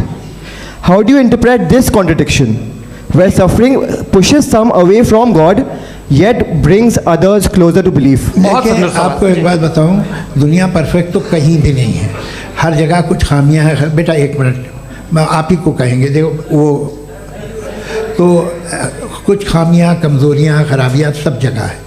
लेकिन अगर देखोगे ईमानदारी से कि दुनिया सबसे ज़्यादा महज़ब कहाँ है, एक आम शहरी को कहाँ हुकूक हासिल हैं, वो बोल सकता है, अपनी मर्ज़ी से काम कर सकता है, अपनी मर्ज़ी से राय दे सकता है, हुकूमत के ख़िलाफ़ बोल सकता है, बरसरे इक़्तिदार लोगों के बारे में बोल सकता है, सरमायादारों के ख़िलाफ़ बोल सकता है। तो आपको ये स्कैंडिनेवियन कंट्रीज़ में मिलेगा, वेस्टर्न यूरोप में मिलेगा। मैं नहीं कह रहा वो परफेक्ट है, बिल्कुल नहीं, वहाँ बहुत ख़राबियाँ भी हैं, परफेक्ट तो कोई। लेकिन जिन जिन मुल्कों में, लैटिन अमेरिका देखो, गल्फ़ देखो, वहाँ पर आपको ये ज़रूर है कि रेप नहीं होते होंगे। रेप की ज़रूरत क्या है भाई? उसको तो ख़रीद लो, घर में रखो, सड़क पर रेप करने की क्या ज़रूरत है? मगर सुनिए, मगर हकीकत ये है कि वहाँ शख्सी आज़ादी राय देने की, बोलने की नहीं है। मैं मुफ्ती साहब से एक बात पूछना चाहती हूँ। आप बार बार जावेद साहब को कॉन्ट्राडिक्ट तो कर रहे हैं कि आपने ये कहा, लेकिन आप भी अजम्पशंस के बेसिस पे बात कर रहे हैं। आपने खुदा के होने का कौन सा प्रूफ पेश किया है, खुदा की एग्जिस्टेंस का? अब इस सवाल को अलग रहने दीजिए, कौन एथीस्ट है कौन नहीं है। और दूसरी बात जो आपने एक छोटी सी कही थी कि ये फ्री विल का इस्तेमाल करता है इंसान अपनी, लेकिन इस फ्री विल का इस्तेमाल में मतलब खुदा ने ये दे दी सबको ये इजाज़त कि वो कितना घिनौनापन और कितने ज़्यादा ख़राब से ख़राब तरीके इस्तेमाल कर सकते हैं। जवाब सुनते जी। आप फ्री विल को मानती हैं ना, या अब कहती है कि फ्री विल नहीं है ना? मानती है ना? तो अब आपके पास इसका कोई एक्सप्लेनेशन नहीं है कि अगर एक इंसान उस फ्री विल का इस्तेमाल करके गलत काम कर रहा है और बच के अच्छी ज़िंदगी गुजार के निकल जा रहा है, उसका कोई रिकम्पेंस नहीं है। हमारे वर्ल्ड व्यू में जो इंसान गलत काम कर रहा है उसको भी रिकम्पेंस यानी उसका बुरा बदला मिलना है, और जो सही काम कर रहा है उसको सही बदला मिलना है। लिहाजा जो फ्री विल है वो इस तरीके से है कि एक लिमिटेड टाइम तक खुदा ने मोहलत दी है। ऐसे नहीं कि छूट दे दी, जो करना है करते रहो हमेशा। वक्त आएगा जब एग्जाम का टाइम खत्म होगा तब रिजल्ट आएगा, दौराने एग्जाम जबरदस्ती आपको नहीं बताया जाएगा। अगर जो हो रहा है फ्री विल से हो रहा है और एक दिन बरोज़ क़यामत इंसाफ होगा मैशर में वगैरह वगैरह, तो दुआ क्यों मांगते हैं लोग?